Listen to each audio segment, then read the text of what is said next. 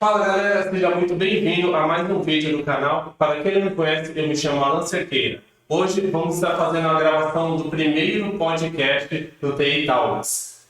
Uma série aí que vai ficar bem bacana, tenho certeza disso, onde vou trazer vários profissionais aí com muita qualidade para a gente estar batendo um papo. Hoje vamos estar falando aí sobre home office, trabalho home office presencial, mercado de trabalho, carreira de TI, trabalho CLT, PJ, projetos, tecnologias, tendências aí para 2021, 2022. Então, assim, acompanhe esse vídeo que está fantástico para você. E para isso, a gente convidou o Euclides, uma pessoa muito especialista aí, muitos anos de carreira. E aí eu vou pedir para ele estar se apresentando para a gente conhecer um pouco melhor ele. Então, acompanhe esse vídeo até o final, já deixa o curtir, faça os seus comentários e se inscreva no canal.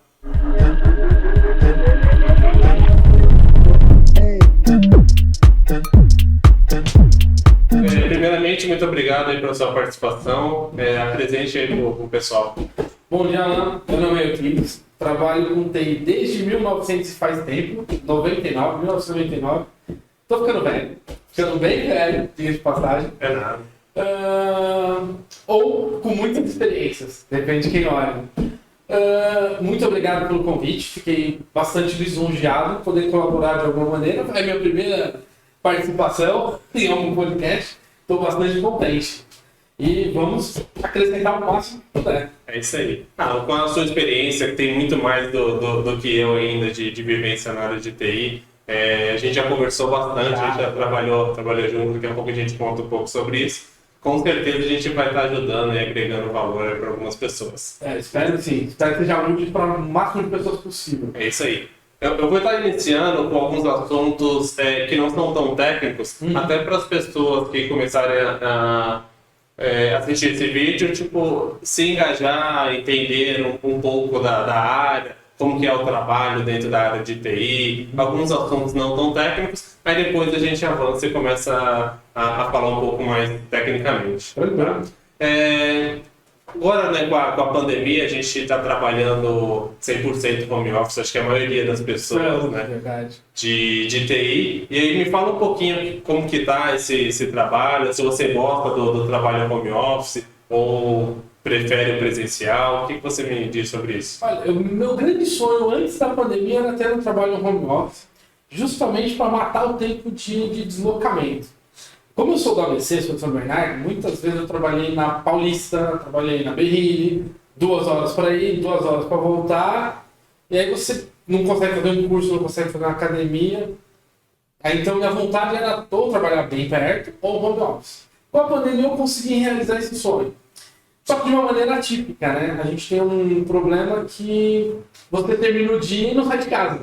Você fica trancafiado, né?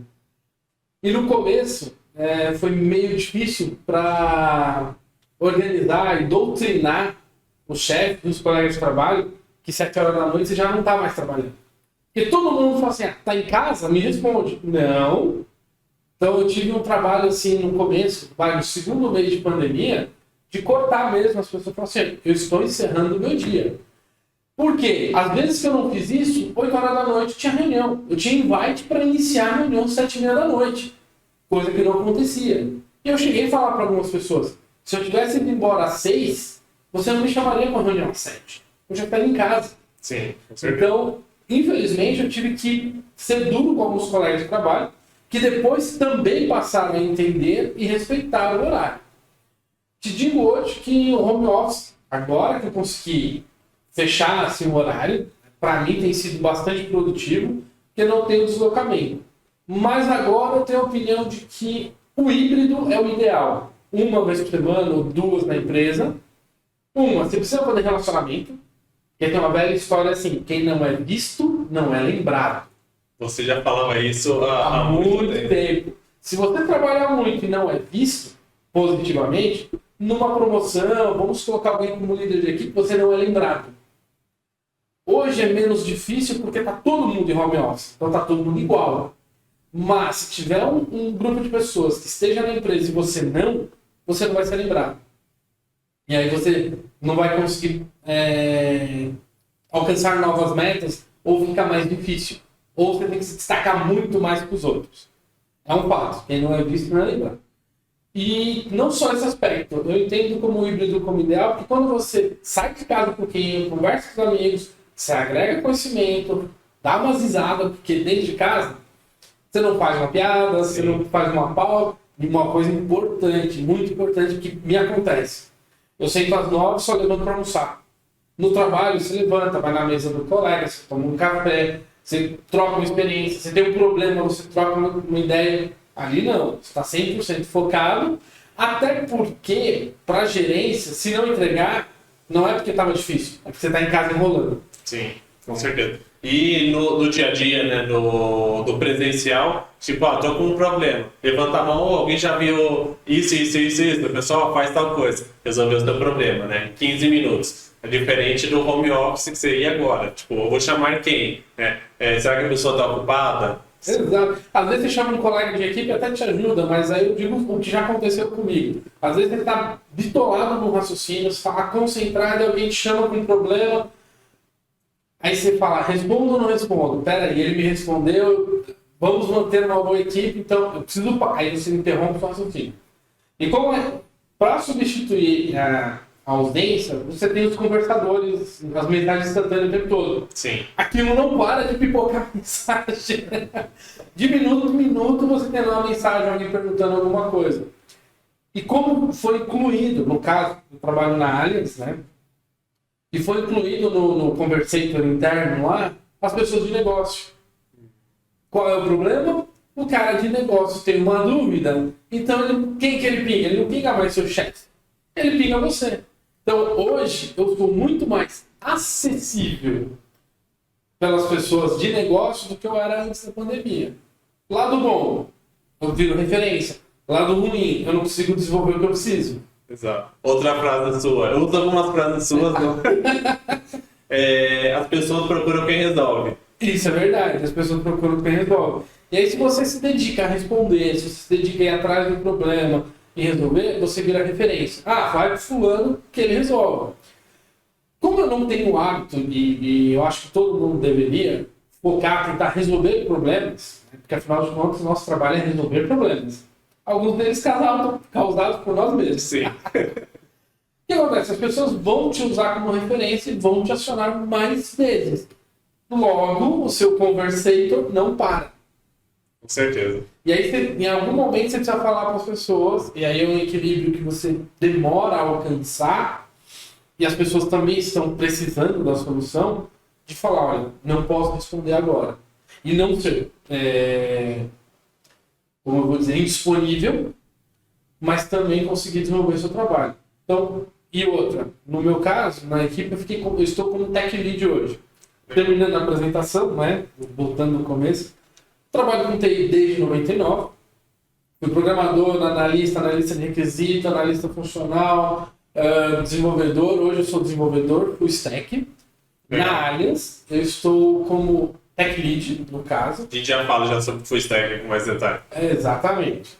E hoje na Allianz eu estou como um tech lead, que é uma posição que você requer interação com pessoas.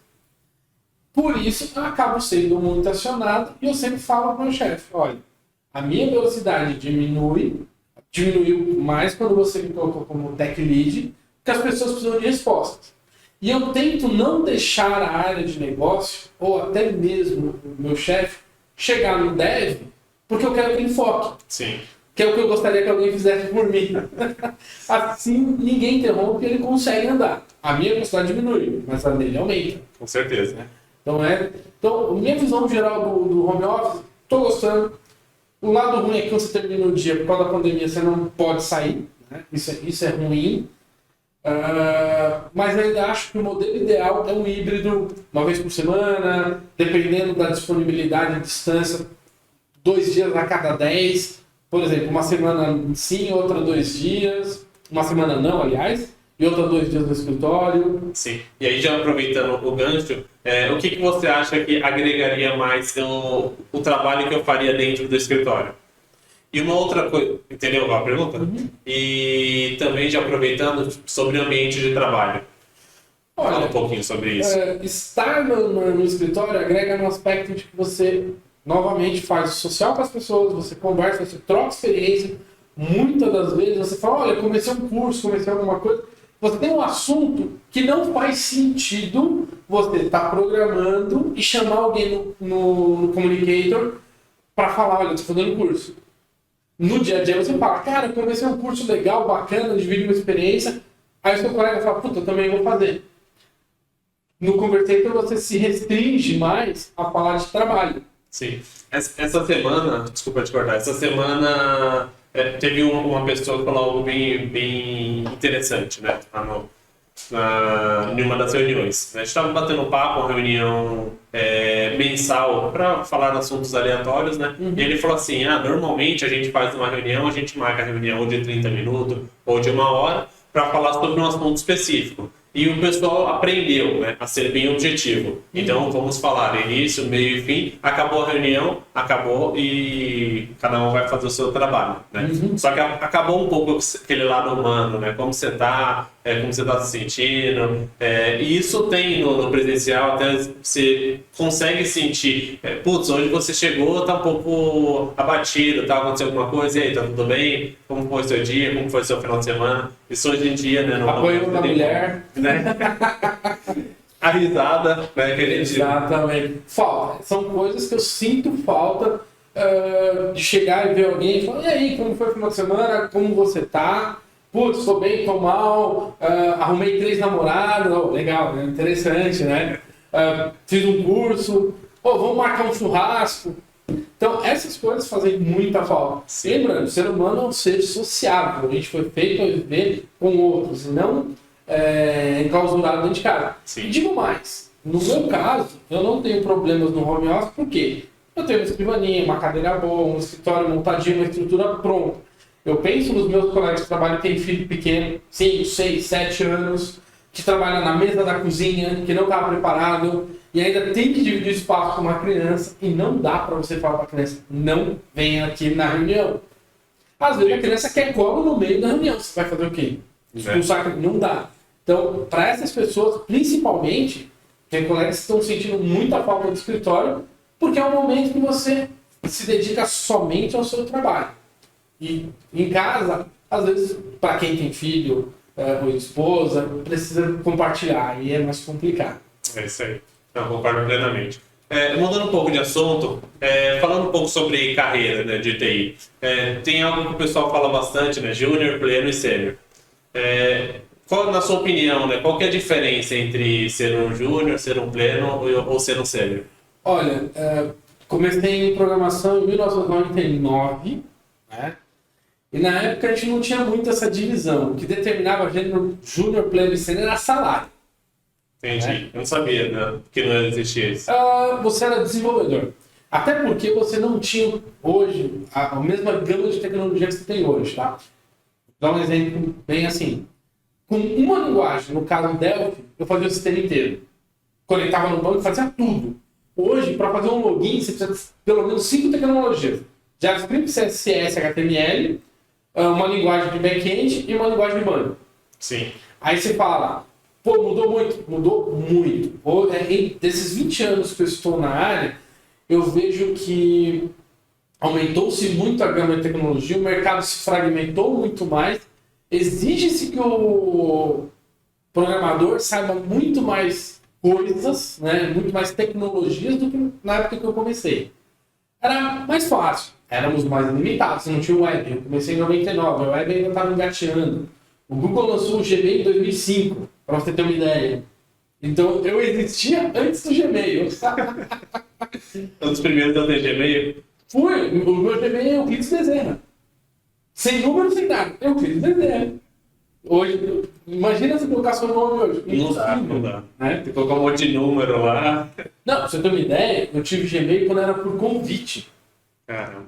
O Google tinha por hábito, quando ele queria lançar uma ferramenta, ele distribuía convites, a pessoa te dava um convite, quando você se cadastrava, você ganhava mais 5 convites, por exemplo. Ou aquela rede social do Google que não foi pra frente, é o Google Plus, né? Google Plus, e antes dela tinha uma outra, Não, Orkut. Orkut.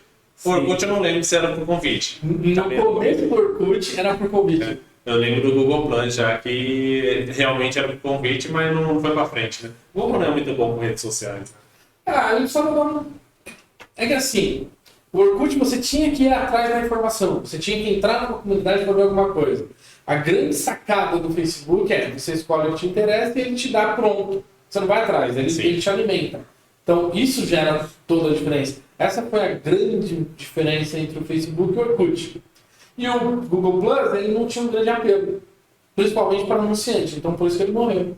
Entendi. Mas é falando do Junior Planner, certo? isso. Então, quando eu comecei, você é programador. Então você tinha que sentar e resolver. Qual era a maior dificuldade lá nos anos 99, 2000, 2001? Foi a época que eu mais trabalhei com Delphi. Você não tinha internet ou muito pouco para você pesquisar. Você não tinha a difusão de fóruns que você tem hoje, que você vai lá e procura. Não tinha o Google Tradutor. Você tinha que se virar no inglês no que dava. Né? Aí nessa época, você tinha que ler os manuais. Eu tinha lá um manual de 500 páginas, a Bíblia do Delphi. E eu lia. Não ficava embaixo do monitor para dar altura. Eu lia. Eu tinha algum assunto que eu precisava, tinha dificuldade de procurar. Parte boa, era um universo mais restrito. A gama de erros, de problemas era menor.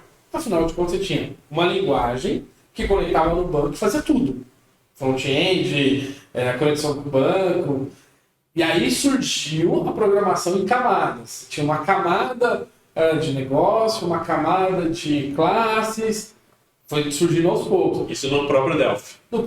Mas era tudo em Delphi. Você tinha camada, você separava a tela, a classe, a query, mas era tudo um monolito gigante que é um executável e acabou. Né? Não tínhamos os paradigmas de hoje da web. Então, assim, você era contratado assim, quanto tempo você tem experiência? 1 ano. Estou disposto a te pagar R$1.000. É júnior. Então, naquela época era mais corpo a corpo, digamos assim. Você tinha que se vender melhor para ganhar mais. E a experiência em anos que iam te deduzir. Eu tenho 4 anos lá, então eu quero ser pleno. Há uma diferença entre hoje provar que você é um cara pleno e você falar na época, eu quero ganhar tanto porque eu tenho 4 anos de experiência. Isso aconteceu mais ou menos, no meu caso, até 2008, 2009, quando começou a se definir um pouco mais júnior, pleno e sênior. Como eu enxergo hoje júnior, pleno e sênior?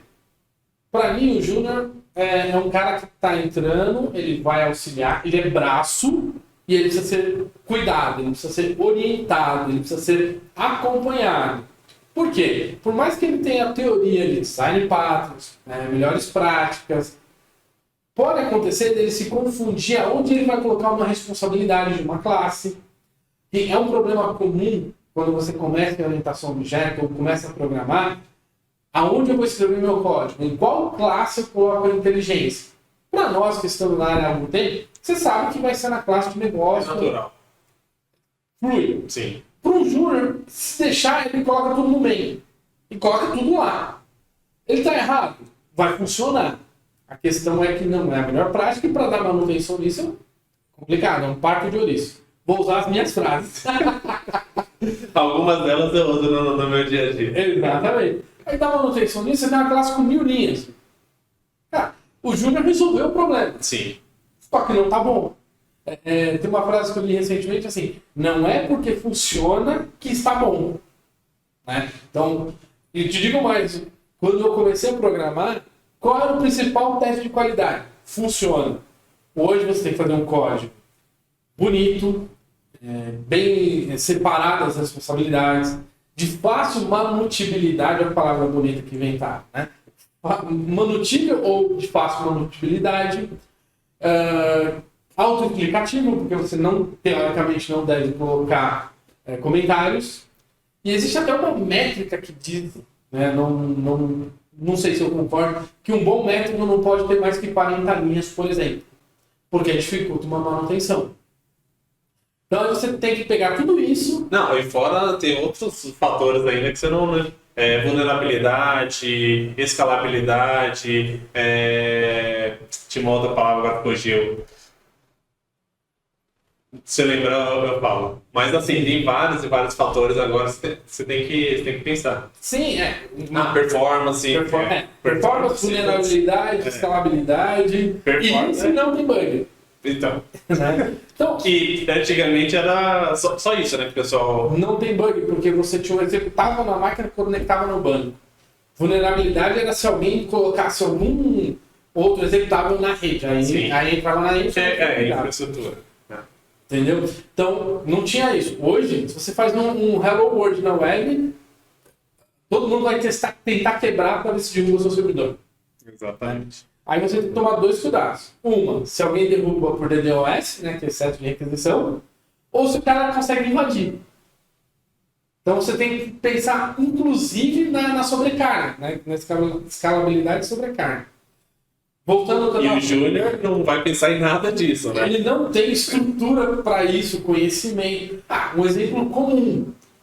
O Júnior, quando ele sai da faculdade, você vai falar em tabela, ele pensa na hipernormalização. Tudo normalizado, tudo bonitinho. Aí eu lembro a primeira vez que eu vi uma tabela que tinha todos os campos juntos, eu falei, nossa, que feio, né? Aí o colega de trabalho falou assim, não, é muito mais rápido. Para o objetivo que é servir um relatório, é muito mais rápido. Não, cara, mas a normalização e tal. Data House estava começando. Sim, né? sim. Aí o cara me mostrou o seguinte, olha, você tem uma tabela com 20 milhões de registros. Você vai no select nela e um join na tabela de endereços, são duas requisições para buscar em 20 milhões de registros. Se você tem uma tabela só, você só faz uma requisição, né, no banco. Sim. Vai ser mais rápido. Pois. Aí você pensando, né? Aí você... A gente já tive essa conversa com você. Exatamente. Aí você chega naquela assim, ou eu faço bonito ou eu faço rápido. Aí você acaba tendo dois bancos. É redundante? Não. Um é o ETL, que você extrai e gera os dados, extrai do relacional e gera o dado como você precisa, para não impactar o online, né, digamos, não concorrer. E o outro você deixa normalizado bonitinho. Vai explicar isso com o Júnior. Ele vai demorar um tempo para quebrar toda aquela história de que o banco tem que ser normalizado. Essa é uma coisa. Então, o Júnior, para mim, é um cara que está chegando agora. Ele consegue programar, mas ele não vai fazer a melhor solução, a mais escalável, nem a menos vulnerável. Então, ele precisa de quê? Orientação, um coach. Eu chamo de coach, mas não esses coaches, coach quântico, né? Sim. É um coach assim, pegar na mão e auxiliar o cara. O pleno, para mim, hoje, é um cara que tem um conhecimento técnico, consegue absorver os conhecimentos de negócio, coisa que o Júnior, a princípio, não tem, ele vai é foco técnico, tá? O pleno, ele já consegue resolver alguns problemas técnicos sozinho, por exemplo, já consegue definir estrutura de classe, responsabilidade. Talvez ele vai precisar do arquiteto ou do especialista para saber assim, o que nós estamos usando para evitar vulnerabilidades, o que nós estamos precisando para evitar lentidão, quais bibliotecas nós estamos usando para ter escalabilidade, né? Porque agora tem tudo isso. Sim. Então o pleno é um cara que ele consegue receber esses requisitos técnicos e dar andamento. Tá? Talvez um pouco mais devagar, mas consegue. E já conhece um pouco do negócio. Tá? Então é um cara que tecnicamente é bom e está começando a engatear o negócio. Sênior. Para mim o cara sênior ele não pode ser só técnico. Ele tem que saber lidar com o negócio. Vai vir o usuário bater na mesa dele, não adianta ele não conseguir, vai babar verde e não vai conseguir falar com o usuário. Cara, hoje, a menos que ele seja um deus tecnicamente, não faz sentido. Você acha que alguma empresa hoje em dia contrataria uma pessoa que é só técnica? Muito Como sênior? Eu também acho que... Tem uma situação possível. Se a empresa tiver todas as posições muito bem definidas e a única interlocução do técnico for o tech lead ou QA, ok, ele vai deslanchar. O problema é, as empresas hoje, elas usam TI como moderador para tudo. Então a gente acaba tendo que conversar com todo mundo. Sim. Eu já comentei com você em outros momentos. Eu lembro que quando eu comecei lá, vamos falando de carreira, 99 2000, eu recebi um documento escrito, faça isso. Eu não tinha ramal, e quem falava comigo era meu líder, porque o pessoal de negócio não deveria falar comigo. Era proibido mesmo. Sim. Porque a gente tinha que sentar e programar. Máquina de escrever código. Bom, com o tempo, o que eu percebi? A área de TI tem ficado cada vez mais responsável pelas regras da empresa. Exemplo bobo. Você começa a cuidar de um sistema. Você na Minalink cuidava do Starman. O que acontecia? Mudou as pessoas, mudou o comercial, mudou todo mundo, a regra estava contigo. Todo mundo me procurava, né? Que o analista que deveria escrever a regra de negócio, eu perguntava pra quê? Perguntava pra mim, ela, como que é a regra de negócio? Ela falava, acho que os papéis estão se invertendo, né? É um pouco disso que eu estou falando. Tecnologia, o desenvolvedor é detentor das regras, né? Nós temos ficado detentor das regras, porque as áreas, obrigatoriamente, quando vamos fazer o sistema e automatizar os processos, nos passam as regras. E eu já vi muita reunião de negócio que TI está lá. E aí alguém fala assim, vamos fazer tal movimento. Não pode porque vai impactar na regra tal. Ou se for fazer, tem que pensar em mudar a regra tal. Sim. O que eu vejo? As áreas têm ficado cada vez menos guardiãs das regras, né? E as pessoas que são guardiãs das regras estão virando PO, que é a formação do Scrum. Acho que o negócio é mais evolução do produto. Né? Tipo assim, eu quero um módulo a mais que faça tal coisa. As regras em si, tipo, aí vai um pouco do na área de negócio e do PO, né, que você está falando. Exatamente. E aí é onde entra, a gente começou falando do sênior, entra o sênior. O sênior, para mim, é um profissional que tecnicamente entende de tudo que está sendo utilizado. Obviamente, o sênior tem por obrigação se atualizar. Ele não tem que esperar a empresa falar, olha, você precisa... Não, você tem que se atualizar. Afinal de contas, você é sênior, você tem que ser proativo para manter a sua carreira. Até porque, se você sair dali, você não se atualizou, pode buscar no mercado depois de 1 ano, 2 anos, você não vai ser mais sênior. E lembrando, o sênior não é só tecnologia. Sim. Eu sempre disse para você, na minha opinião, o sênior é postura também. Sim. Então, eu tenho que estar preparado tecnicamente. Putz, peguei um desafio novo com uma tecnologia que eu não conheço. É obrigação minha ir lá estudar, pega os manuais, entende para saber utilizar. Beleza. Além disso, eu tenho que conseguir falar com o PO, eventualmente, quando não está muito definido o Scrum ainda, falar com o negócio para capturar a demanda. Se você não consegue fazer isso, para mim não é sênior. Por quê? Se eu não posso contar com você para ir numa reunião, né? Se o seu gerente, que não é um técnico, não pode... O que o gerente procura quando ele não é o técnico? O sênior vai resolver. O sênior vai resolver. E o sênior que consegue falar com o cliente. Sim. Porque ele vai levar numa reunião e você vai ter que saber se comportar igual. Você não pode morder ninguém, né? Né? Então, para mim, o sênior, além do conhecimento técnico, capacidade de entender o ambiente, se adequar, também tem a questão de eu consigo lidar com o cliente, eu consigo capturar as demandas, eu consigo dizer não para o cliente quando não dá. Isso é importantíssimo. Exato. Porque lembremos sempre daquele tripé: prazo, custo e qualidade. Normalmente, quando eu faço reunião com um negócio ou com um cliente, vem uma pergunta: dá para fazer isso? Sim. Tudo é possível, né? Tudo é possível. Quanto você está disposto a gastar, quanto você está disposto a esperar e qual o nível de qualidade esperado? Quero gastar pouco no prazo curto e com qualidade alta. Esquece. Alguma coisa você tem que abrir mão. Né? Então não existe mágica. Vai ter que gastar. E às vezes eu também já falei para cliente meu o seguinte: eu tenho essa demanda, é grande, eu quero muita qualidade, mas eu quero um prazo curtíssimo. A resposta é simples: 9 mulheres não fazem um filho em 1 mês. Não adianta eu colocar o que eu quero dizer, o que você quer dizer, né? Todo mundo fala essa frase. Esses dias que a Paloma, né, minha namorada, pegou e falou: não, nunca ouvi essa frase. Eu falei: caramba, tipo, como assim? Todo mundo fala, né? Então você quer dizer o quê? Eu não consigo colocar 9 desenvolvedores para trabalhar em 1 mês e entregar um projeto que deveria ser 9 meses, 6 meses. Sim. Às vezes você fala assim: um desenvolvedor leva 9 meses. Se eu pôr 2, dá 4 meses e meio? Não, porque um tem que auxiliar o outro, vai dar 5. Se eu pôr 3, dá 3 meses? Não, você pode colocar uns 3 meses e meio. Se eu pôr 10, aí ferrou, porque alguém tem que coordenar eles e você vai levar 4 meses. Exato. Tem uma hora que essa conta não fecha. Sim. Né? Começa a se trombar e ter conflito nas atividades. Então, hoje... Pode concluir. Hoje, na definição de júnior, é um cara que precisa ser apoiado, tem conhecimento técnico e é braço. Pleno é um cara que tem um braço com um pouco mais de conhecimento do negócio também e consegue andar, recebendo as diretivas, consegue andar. Obviamente vai travar em alguns minutos, em alguns momentos, mas vai. O sênior é o cara que tem que se virar, tem que correr atrás, recebe a demanda do arquiteto, pode debater com o arquiteto soluções que não se aplicam, né?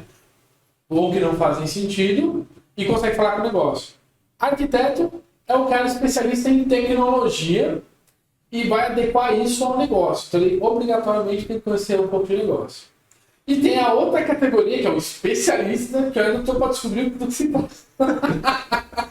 É que assim, a gente falar desse tipo de nomenclatura é um pouco... É uma base, né? A base no mercado é isso, hoje, né? Júnior, pleno e sênior. Mas, por exemplo, na Vanart, em algumas consultorias, você tem o júnior, pleno, sênior, aí depois tem o consultor, depois do consultor sênior, aí tipo, tudo que a gente conversou cai por água, porque o sênior ele não tem nenhuma capacidade do que a gente já acabou de conversar. Aí vai um pouco mais pro consultor sênior, que aí é o especialista, né? Aí, falando um pouco sobre isso, né, evoluindo esse assunto, a gente tem aquela carreira Y, né? Eu acho que seria interessante, você já ouviu falar, né? Já. Aí seria interessante a gente comentar, até porque você tem 22 anos de mercado, né? Você já foi gerente, você já trabalhou como desenvolvedor, tech lead agora. Fala um pouquinho do que você entende de carreira Y e a sua visão hoje por estar na área técnica e não na área de gestão. Olha, vou começar do começo para ficar fácil. Beleza. Em 1994, eu decidi que eu queria fazer programação de computador porque eu não vou dizer que tinha dificuldade de falar com pessoas, né? Mas porque eu prefiro máquina, eu prefiro ciências exatas. Me enganaram, porque TI não tem nada de exato. Tá mais pelo esotérico. O programa funciona hoje, não funciona amanhã. Em 94 eu decidi porque eu gostava de exatas, né? Então, beleza, meu foco sempre foi tecnologia e não pessoas. Em 2004, me falaram assim, você vai ser o líder de uma equipe. Não tinha o nome Tech Lead, você vai ser o líder de uma equipe de 3 pessoas. Eu mudei de emprego. Eu falei, não, eu não quero liderar pessoas, eu quero programar. Não é o meu perfil. Até porque eu não tinha o jogo de cintura que eu tenho hoje para lidar com algumas situações mais adversas. Beleza, mudei de emprego e trabalhei em outra empresa.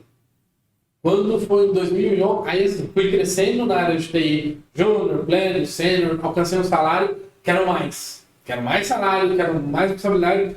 Aí eu percebi que para aumentar a minha renda, eu precisava fazer gestão de pessoas. Então, em 2011, eu aceitei um desafio que eu fazia gestão de pessoas. Eu tive uma equipe muito boa, porém, uma coisa que me doía muito. Eu dependo do trabalho dos outros para entregar as minhas metas. Exato. Qual é o sofrimento nisso? E você já tinha uma bagagem que você fala, caramba, se eu faço em um dia, eu tenho que passar para alguém que vai fazer em uma semana e às vezes não sai da qualidade como você gostaria, como você faria. Exato. E não adianta chicotear. Não tem o que fazer. Não vai andar, né? Então, aí, o que eu tive que fazer na época? Estudei, procurei leituras sobre motivação, leituras sobre gestão de conflitos. Apesar de você ler muito, não existe uma receita, porque o conflito ele é inevitável. E o que eu acho que muda muito na vida, quando eu aprendi, o conflito, há momentos que você tem que aceitar o conflito para resolver um problema. Antes disso, eu sempre evitava o conflito e eu sempre acabava ficando com a maior carga. Porque numa discussão eu não queria discutir e eu aceitava o que a pessoa colocava. Quando eu percebi que eu precisava, em alguns momentos, aceitar o conflito para determinar limites e responsabilidades, minha vida melhorou. Só que eu tive que aprender a lidar com isso. E não só o conflito meu com outras pessoas, como chefia ou cliente. E às vezes você precisa ter um conflito com o cliente também para poder deixar em ordem. Sim. Mas administrar o conflito entre as pessoas da equipe. Que às vezes acontece. São pessoas. Né? Isso deu bastante trabalho de aprender. Fiz a parte de gestão, fiquei 2 anos e meio nessa. E aí eu saí da empresa. Mas você gostou da experiência? Olha, a experiência foi boa para saber que não é a minha prática. Eu consegui fazer boas entregas, eu consegui atender o cliente. Em alguns momentos você tinha que falar, meu filho, pelo amor de Deus, faz o que eu estou pedindo. Um ou outro, porque a equipe no geral era muito boa. Mas um ou outro você precisa acariciar o ego, senão não anda, né? Dessa forma, aí eu parei de fazer gestão e resolvi programar de novo. Aí eu me deparei com um problema na minha carreira, bem sério, até conversei com a minha esposa na época. Nos 2 anos e meio, um pouco antes de fazer gestão, eu estava muito focado em banco de dados, que é uma coisa que eu gosto muito. Então eu posso dizer que eu fiquei 4 anos sem estudar tecnologias de programação. 1 ano e meio antes de gestão e depois 2 anos e meio de gestão. Quando eu voltei para o mercado, eu estava, tá bom, eu sei Delphi, o mercado precisa de C Sharp. Eu me senti desatualizado, fiquei bem aborrecido, falei com a minha esposa, não vou deixar acontecer de novo. Corri, fiz cursos e me atualizei, não fiquei fora do mercado de trabalho, enfim, me atualizei. Depois disso, eu não procuro mais cargo de gestão, por quê? Principalmente, eu dependo do trabalho de outro para entregar as minhas metas. E sei que não adianta chicotear, não adianta... Enfim, é complicado você motivar as pessoas. E se a empresa não te dá um respaldo... Isso que é o principal. Exato. Às vezes você quer fazer um pequeno bônus. Às vezes você, para motivar alguém, não é nem sempre dinheiro. Às vezes você faz uma pequena ação. Sim. Vai custar R$1.000 para a empresa um mês. A empresa fala, não tem orçamento. Aí você não consegue fazer uma motivação. Você fala assim, vou dar um aumento de R$200 para um cara que ganha 1.500. Cara, do nada, ele vai ficar feliz. Para a empresa é R$200.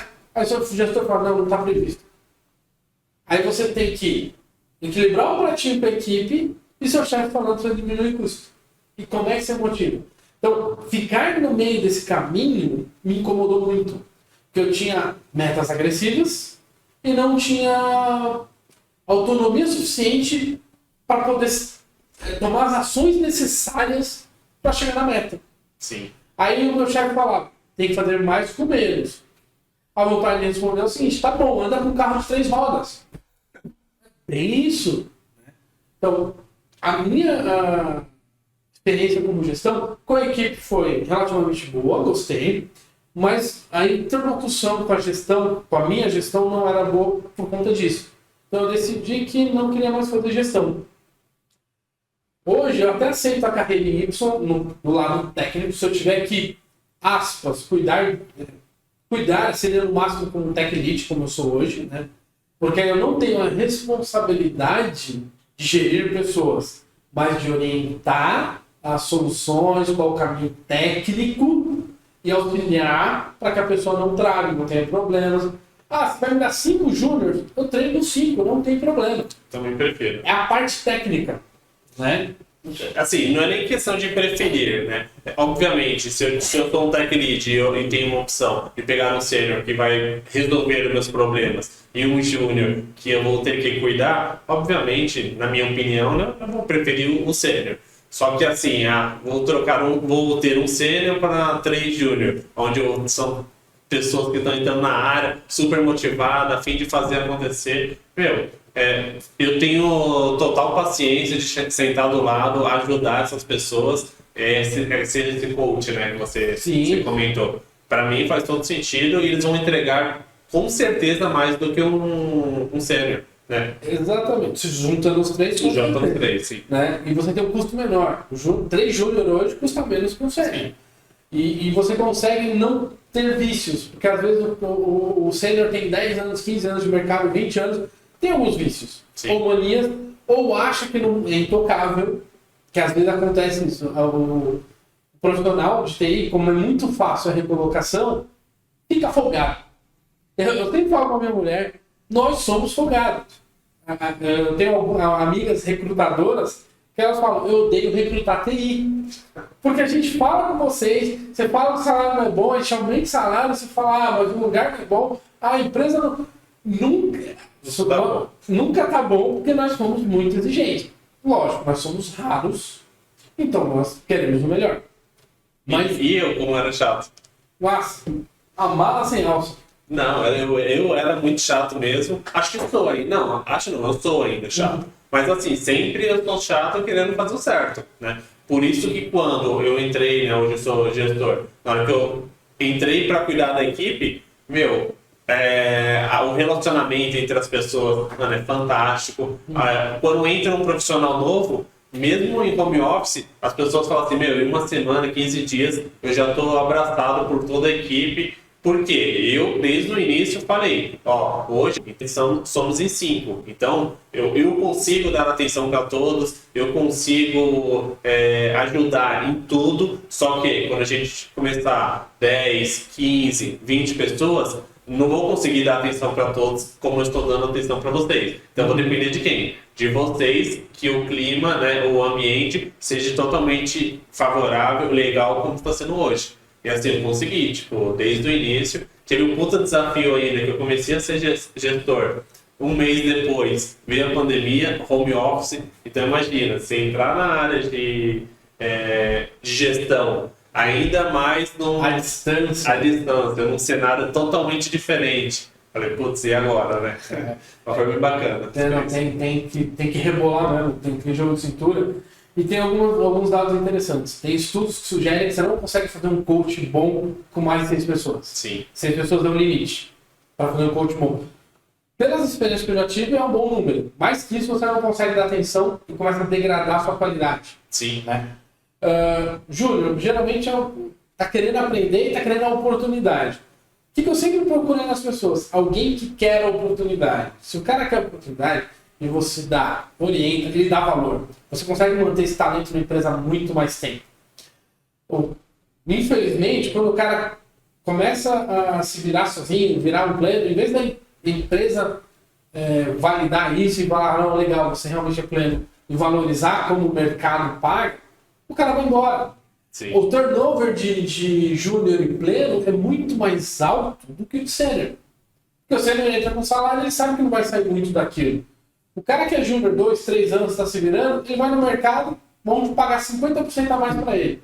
Ele chega na empresa e fala assim, aí, te dou 5%. Ele vai. Ou fala, não dá. E o que acontece muito no mercado, uma frase que aí agora é minha, tipo, o mercado de trabalho não é justo. Não mesmo. Não tem jeito. Tipo assim, você vai falar, putz, eu trabalho mais, eu sou melhor, eu precisaria ganhar mais do que aquela pessoa. Esquece. Não tem jeito, né? Aí uma coisa que o Franco, amigo nosso, fala, tipo assim, vai pro mercado e pronto. O mercado vai te pagar, então vaza, né? E aí o que acontece muito nas empresas, que eu já vi também, perde um profissional que já tinha conhecimento de várias regras, de vários sistemas, que era um salário baixíssimo, aí contrata uma outra pessoa para ganhar o que aquela pessoa saiu para ganhar, só que essa pessoa tipo, é muito abaixo tecnicamente, não tem conhecimento das regras, pagou um baita custo por RH, fazer entrevista das pessoas. Putz, é uma perca tipo, enorme para a empresa. Sim, A retenção de talentos é terrível. Sim. Não sei como isso é fora do Brasil. No Brasil hoje, eu sempre vi empresas com problema de retenção de talento. Principalmente quando o talento foi criado dentro de casa, quando o profissional começa a ter mais desenvoltura, vem da empresa dar uma valorizada, e às vezes não é o mesmo que o mercado, é só um pouquinho mais, não valoriza. O cara vai pro mercado e pega 50% a mais. Sim. Quando eu entrei na área de gestão, né, uma das conversas que eu tive na entrevista foi essa, tipo assim, eu quero poder tipo, reter talentos. Sim. Tipo assim, eu quero reter 100%, eu falei, né, na época.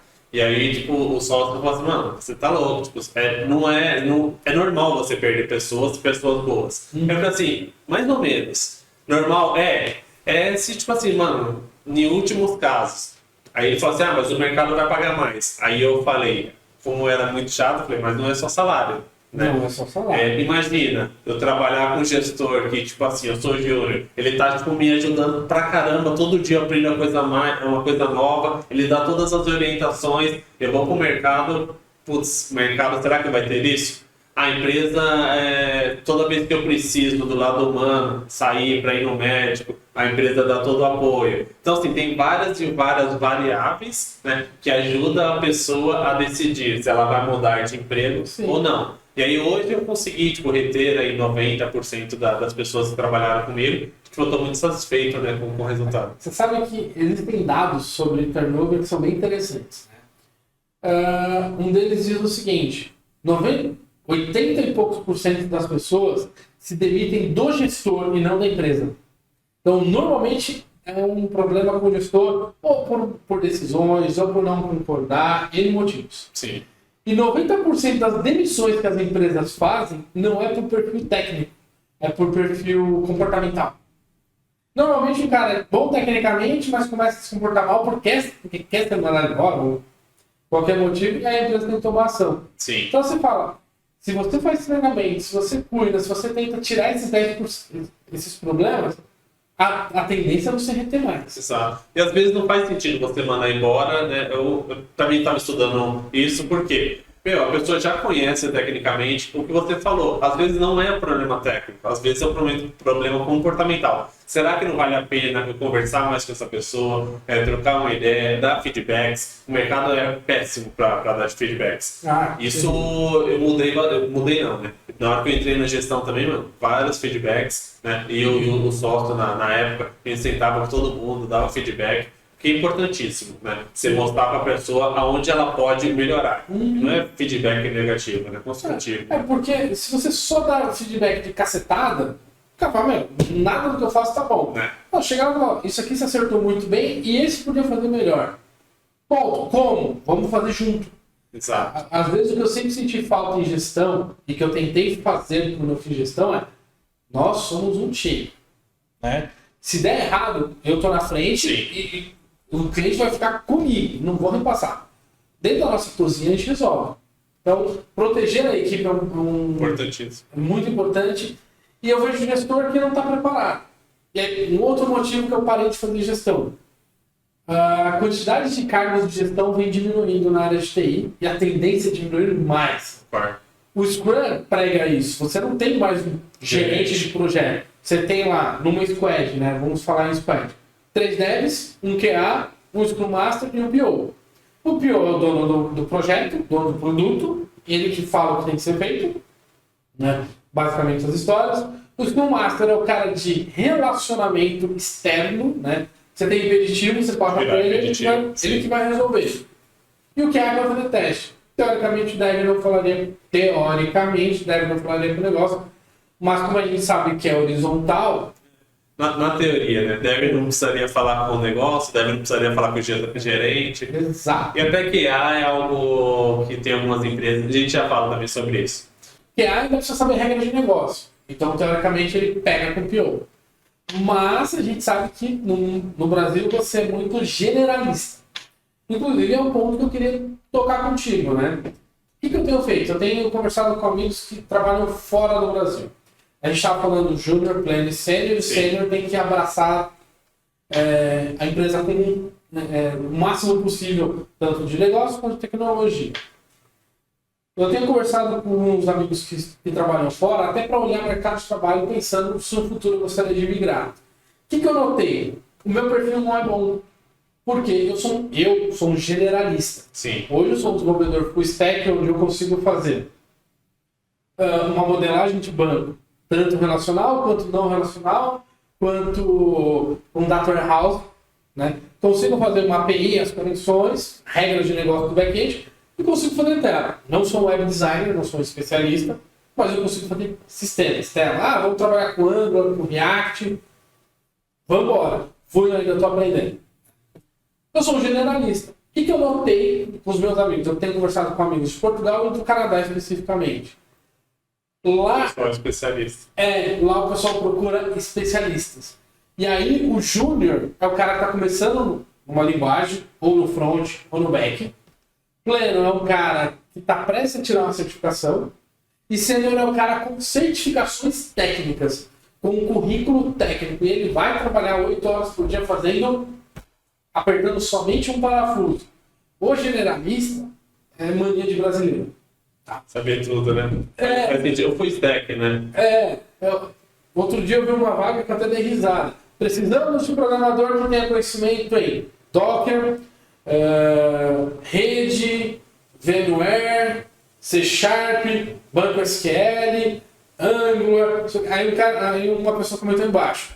Você não quer um profissional, você quer o departamento de TI inteiro. Pronto, você está montando uma empresa de TI de um homem só. Sim, com certeza. E no Brasil é muito disso. E tem outra coisa. Como o brasileiro é muito bom em se virar, a gente vem, como o brasileiro é um povo que, digamos assim, sofrido, é criativo e tem que se virar. Então a gente acaba se virando nos 30. Então hoje você chega numa empresa e o cara fala assim, olha, no app eu tenho React Native, no front-end eu tenho ASP.X, no back-end eu tenho C Sharp e algumas coisas em Java, e eu só tenho um budget para pagar o cara. Você vai ter que dar um jeito. Ah, eu não sei Java. Se parar, você vai ter que resolver. Sim. Entendeu? Então no Brasil tem muito disso. Fora, eu vejo que são um pouco mais organizados e sabe-se que tem mais valor algumas coisas. Então, o que eu tenho notado com as pessoas que eu converso é que para sair do Brasil como programador, por exemplo, eu preciso ter certificações da Microsoft, da Amazon, da AWS, por exemplo. Então, vamos falar sobre certificações, já aproveitando o gancho. Você acha que vale a pena tirar certificações? O que você acha, sua opinião? Depende muito do objetivo, tá? Se você pretende ficar no Brasil, uma certificação é diferencial, mas não é que vai te colocar no emprego. Concordo. Ela é um diferencial no momento de você participar de um processo seletivo. Por exemplo, faculdade. Eu terminei minha faculdade faz 2 anos. Eu trabalho na área há 22. Eu fiz técnico em desenvolvimento de software, técnico em processamento de dados, iniciado em 94, terminei em 97. Nada do que eu aprendi existe mais. Né? Eu me sinto um dinossauro na área. Aí eu vejo uma molecadinha que já sai do berço e sabendo um monte de coisa. É isso mesmo. Né? E aí o que acontece? Eu iniciei a faculdade algumas vezes, mas não terminei.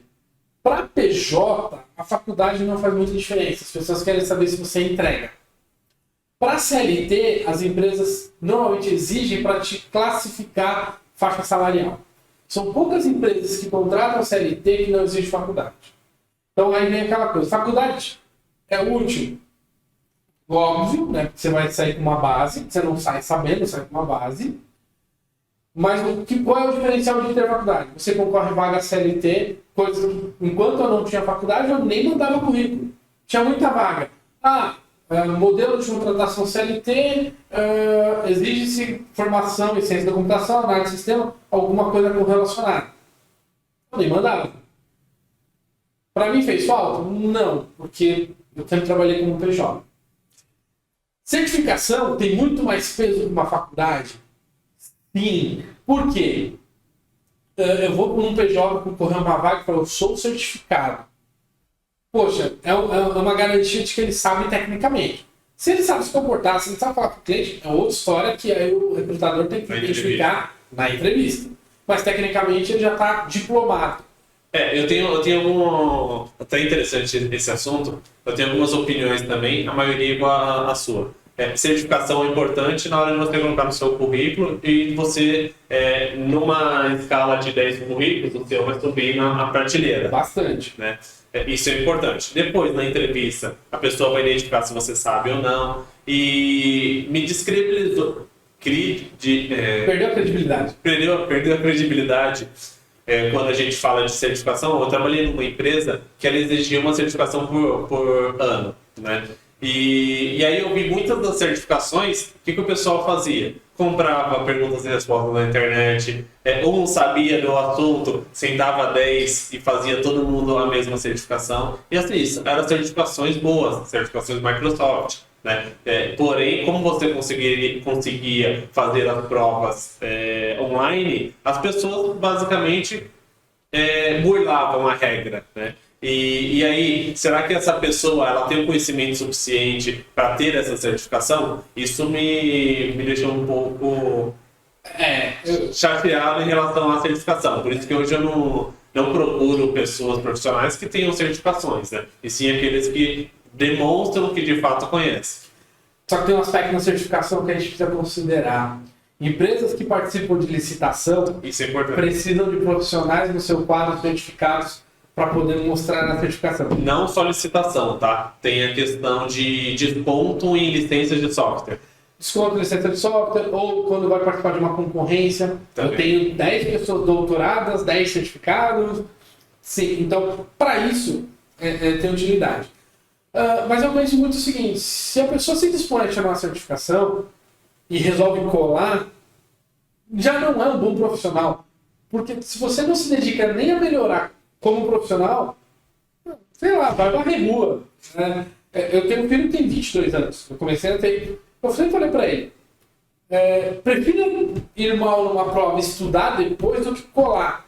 Por quê? Você está dizendo que tem um conhecimento que você não tem. Sim. Depois, quando você precisar desse conhecimento, vai te faltar. E aí você vai ser colocado numa situação difícil, de pressão, e não tem como correr. Aí você vai ter que falar, eu não sei. Sim. Deixa eu te fazer uma outra pergunta. Você tem bastante experiência e vai conseguir responder. Tem a certificação de, sei lá, C Sharp e Webforms, né, por exemplo. E aí eu vou lá, me mato, estudo pra caramba, tiro essa certificação. Naquele momento onde o Webforms está tipo, bombando, tipo assim, eu vou ter uma qualificação, né? No meu currículo eu vou estar na prateleira acima. Só que passou 4, 5, 6 anos, acabou. Não tem valor nenhum. Não tem valor nenhum. Para que eu tirei aquela certificação?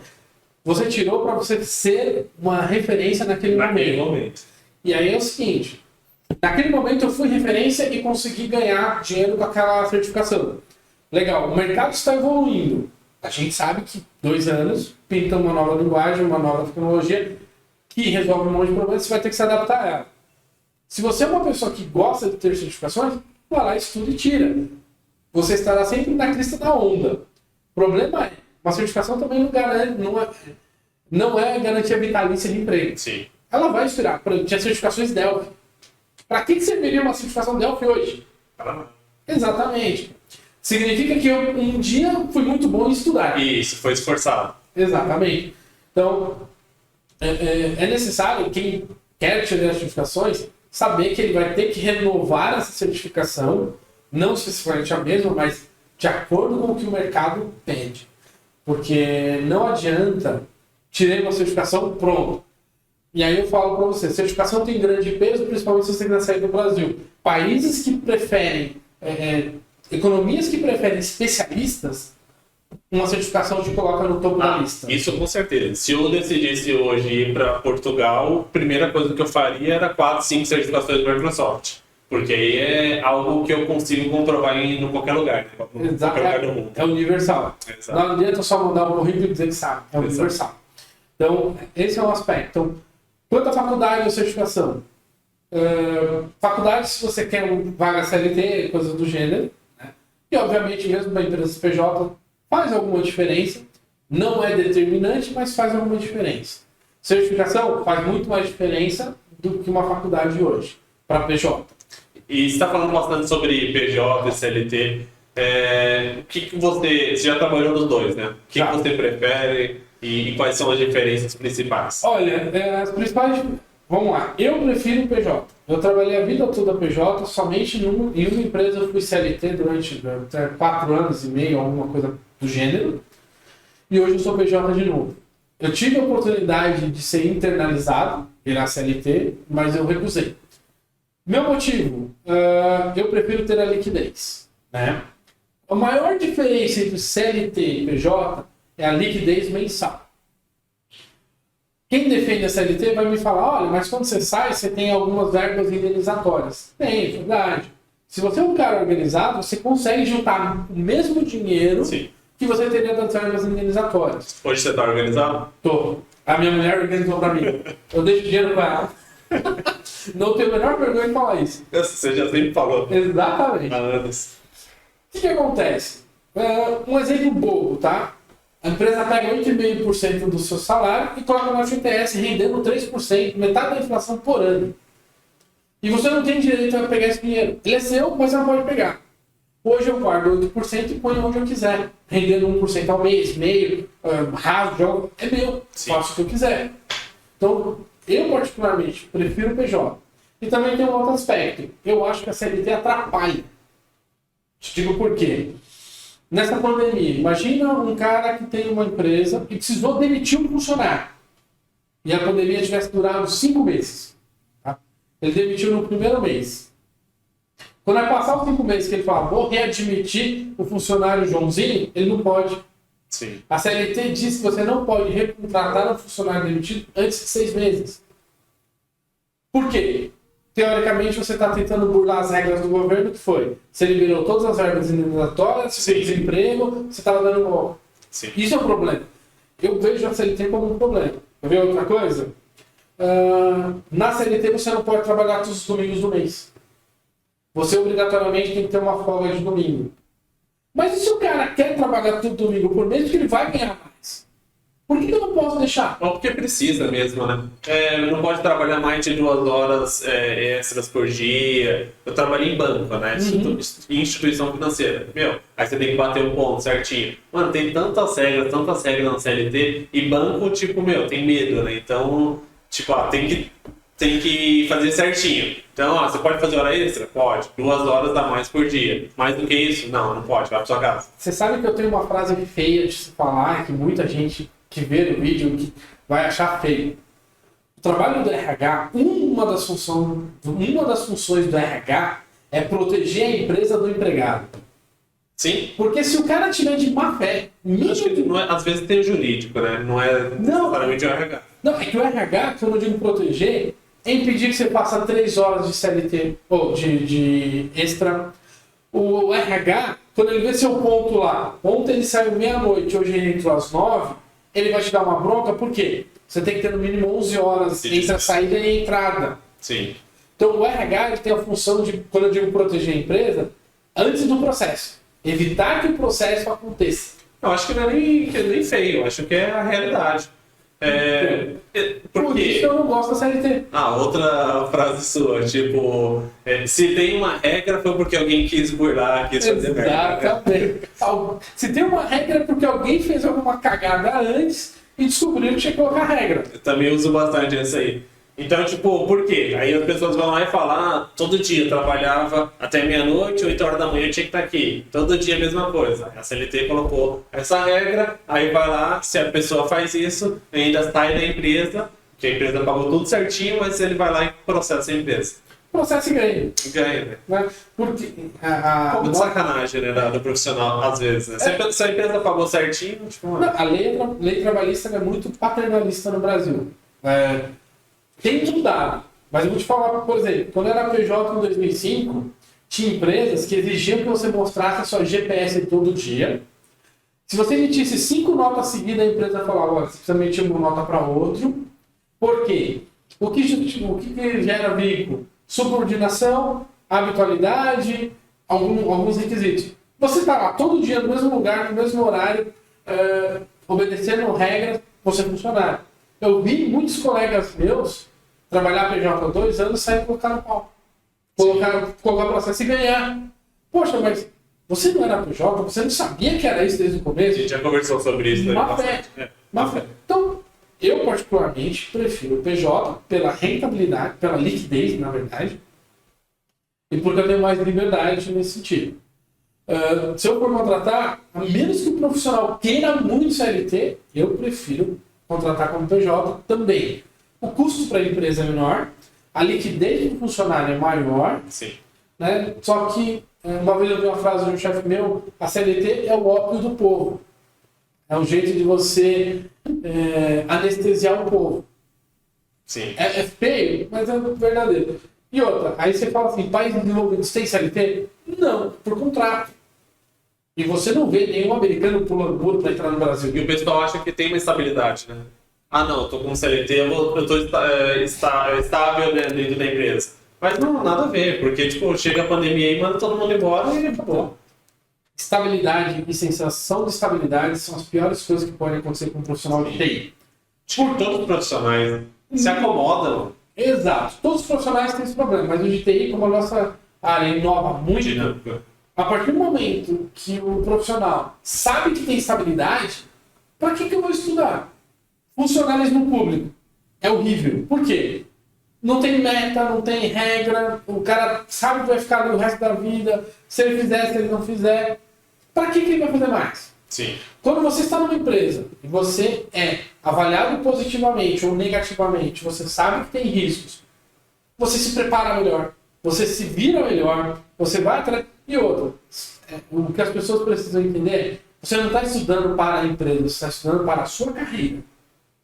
Então assim, para que eu vou burlar uma certificação se eu estou estudando para a minha carreira? Porque quando eu for para o mercado, isso vai ter valor. Estou tirando... Ou não, né? Se burlou, não vai ter valor nenhum. Se burlou, você não consegue nem provar. Sim. Tá. Você falou que pessoas tiravam certificações em grupo. Quando eu fui na gestão, eu entrevistei um rapaz. Foi a pessoa com mais certificações que eu vi no currículo até aquele dia. Aí, como a empresa era Java, eu estava fazendo gestão e ela ia participar de uma licitação, eu estava procurando pessoas certificadas. Aí a colega que estava comigo, que a gente entrevistava em dois, mas eu tô vendo, tem uma certificação que a gente precisa até para concorrer. Ele, não, eu compro um braindump e faço. Um mesinho eu tiro. Braindump é justamente perguntas e respostas dos testes. Vai decorar.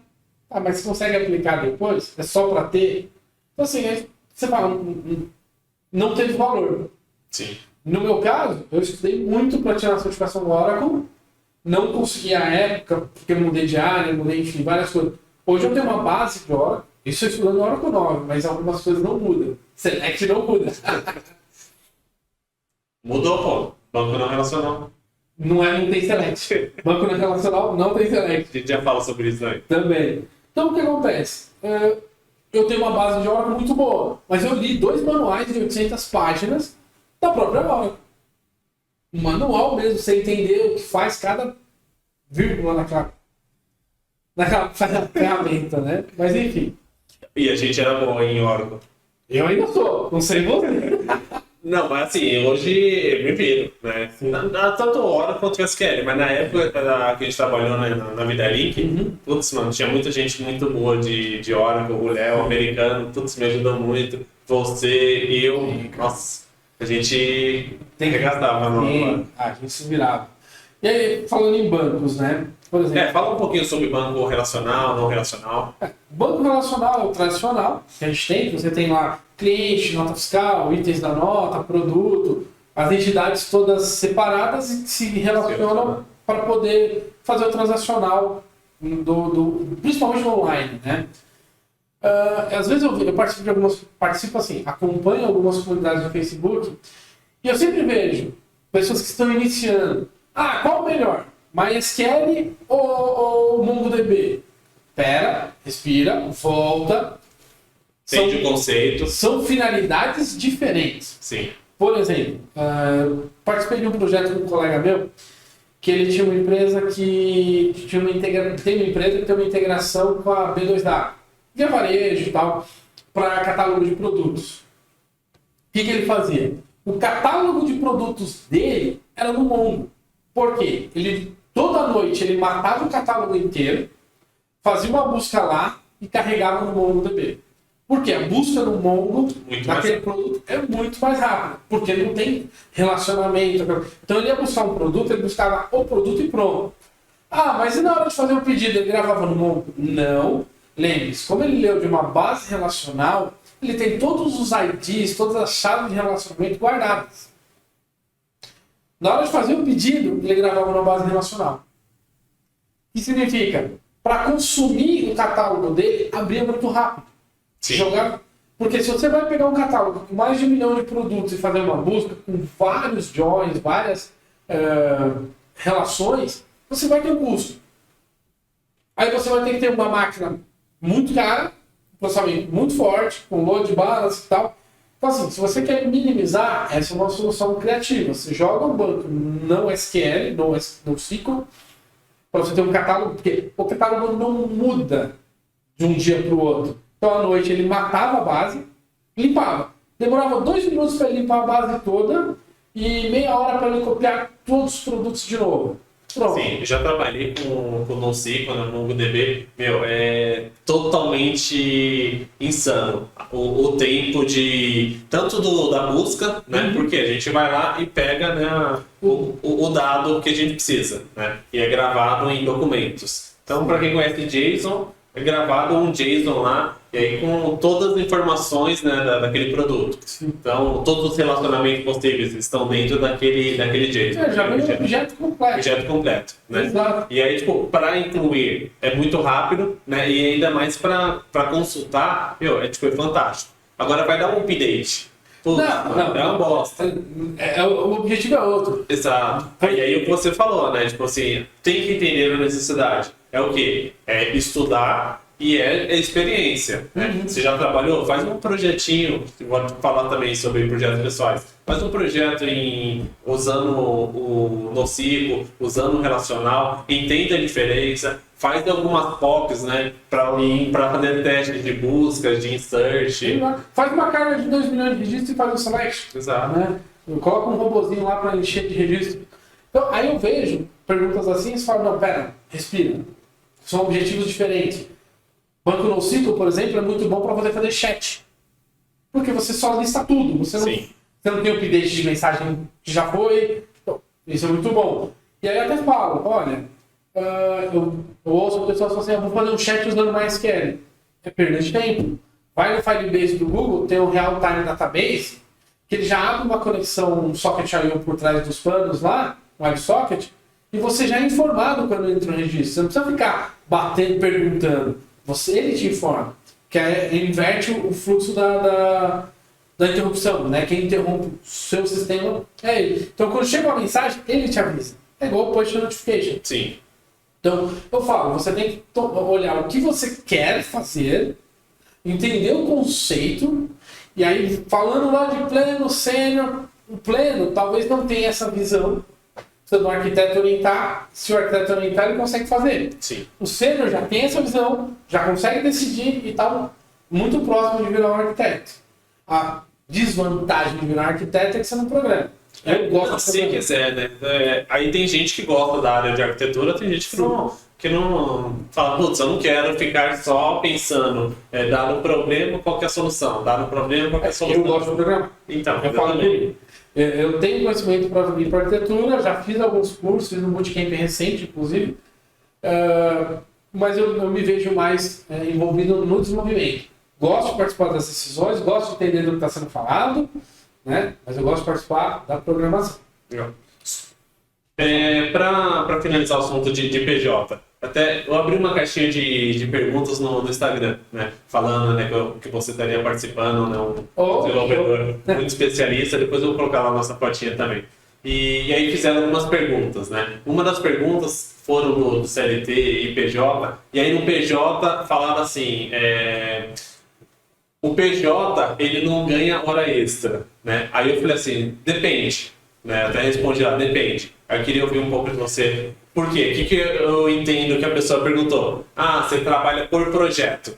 Aí também tem, né, a questão de você trabalhar por projeto, mas também como você consegue trabalhar como PJ, né, dentro de uma empresa. Explica essa diferença aí. Hoje, eu já trabalhei em PJ. Quando você vai trabalhar como PJ, tem coisas que você precisa negociar com a empresa. São elas, por exemplo, hora fechada. Hora fechada é o seguinte, no mês de fevereiro vai ter 16 dias úteis, você vai me pagar mês cheio? Ah não vou pagar só os dias trabalhados. Então é hora aberta. Hora aberta é o seguinte, eu vou trabalhar 20 dias no mês e vou receber por 160 horas. Beleza? Beleza. Se eu trabalhar 21, o que você vai fazer? Ah, não vou pagar, então vou trabalhar só 20. Então você consegue negociar. Mas eu sempre falo. Se você não conseguir negociar, você vai trabalhar os 21 e não vai receber. Exatamente. Então, para quem tem interesse em trabalhar PJ, coisas que você precisa conversar com quem vai te contratar. Você vai me contratar por hora ou mês fechado? Mês fechado é o seguinte, se o mês tiver 23 dias, você vai me pagar X. Se o mês tiver 16 dias, você vai me pagar o mesmo X. Ok? Eu trabalhei numa empresa, na Orbital, em 2005. Orbital processadora de cartão. Eles faziam o seguinte, eles pegavam 3 meses, faziam a média de dias úteis e pagavam durante esses 3 meses aquele valor. Por que era bom? Em janeiro, eles faziam a conta janeiro, fevereiro e março. Eu sabia que eu ganhava o mesmo salário em janeiro, fevereiro e março. Quando chegava no fim de março, eles somavam abril, maio e junho. Eu sabia quanto eu ia ganhar. Parte boa. Em vez de janeiro eu ganhar muito, em fevereiro eu passar fome, porque tinha carnaval, eu ganhava a mesma coisa. Então eu tinha uma previsão. Entendi. E eu acabava, como eles somavam, dava 180, né, dava 540 horas. Então eu dividia por 3, dá 480 horas, dividia por 3, dá 160 cada mês, tá legal. Resolvido. Essa foi uma das formas. Já trabalhei em empresa que era valor fechado. E aí eu trabalhei que nem um camelo sem ganhar. Olha, precisa esticar hoje, esticar. Em compensação, eu tentava assim, olha, tal dia eu tenho uma tarefa e vou sair. Tenho um problema pessoal para resolver, vou sair. Tentava equilibrar. Mas você acaba sempre tomando prejuízo. Porque sempre está com o projeto pela boca, né? E o que eu considero mais justo, que é o que eu estou hoje, inclusive, é a hora corrida. Trabalhou, apontou, ganhou. Então, assim, se eu fizer, por exemplo, mês de março, tinha 23 dias úteis, fiz 184 horas. Eu vou receber essas 184 horas. Em compensação, abril tem 19 dias úteis. Eu tenho que estar preparado para isso. Então, eu me preparo antes, guardo um dia de março para completar abril. Se tiver projeto e eu trabalhar, e digo de passagem, sempre tem projeto. Tudo depende se a empresa está com budget para pagar. Sempre tem projeto. Você faz mais horas, aponta, segue em frente. Então, assim, eu não ganho adicional por hora extra. Eu ganho o valor hora. Da hora. Então é tudo negociável, né? Tipo... Sim. O PJ te dá muito mais flexibilidade para você negociar com o seu chefe. Hoje, no geral, tá? Se colocar todo mundo como PJ, todas as profissões, seria ruim. Por quê? Tem profissões mais descobertas. Por exemplo, profissões que qualquer um não é desmerecendo, mas profissão que não exige tanto conhecimento. Vamos pensar um lavador de carro. Tá? Qualquer um consegue lavar carro. Se você eliminar CLT, salário mínimo, esse cara vai talvez ganhar menos porque ele não consegue negociar. Ele vai falar assim, eu quero 2.000 porque ninguém lava o carro que nem eu.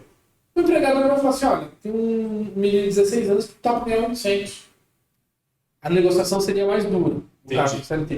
Como nós somos profissionais qualificados, você consegue negociar melhor.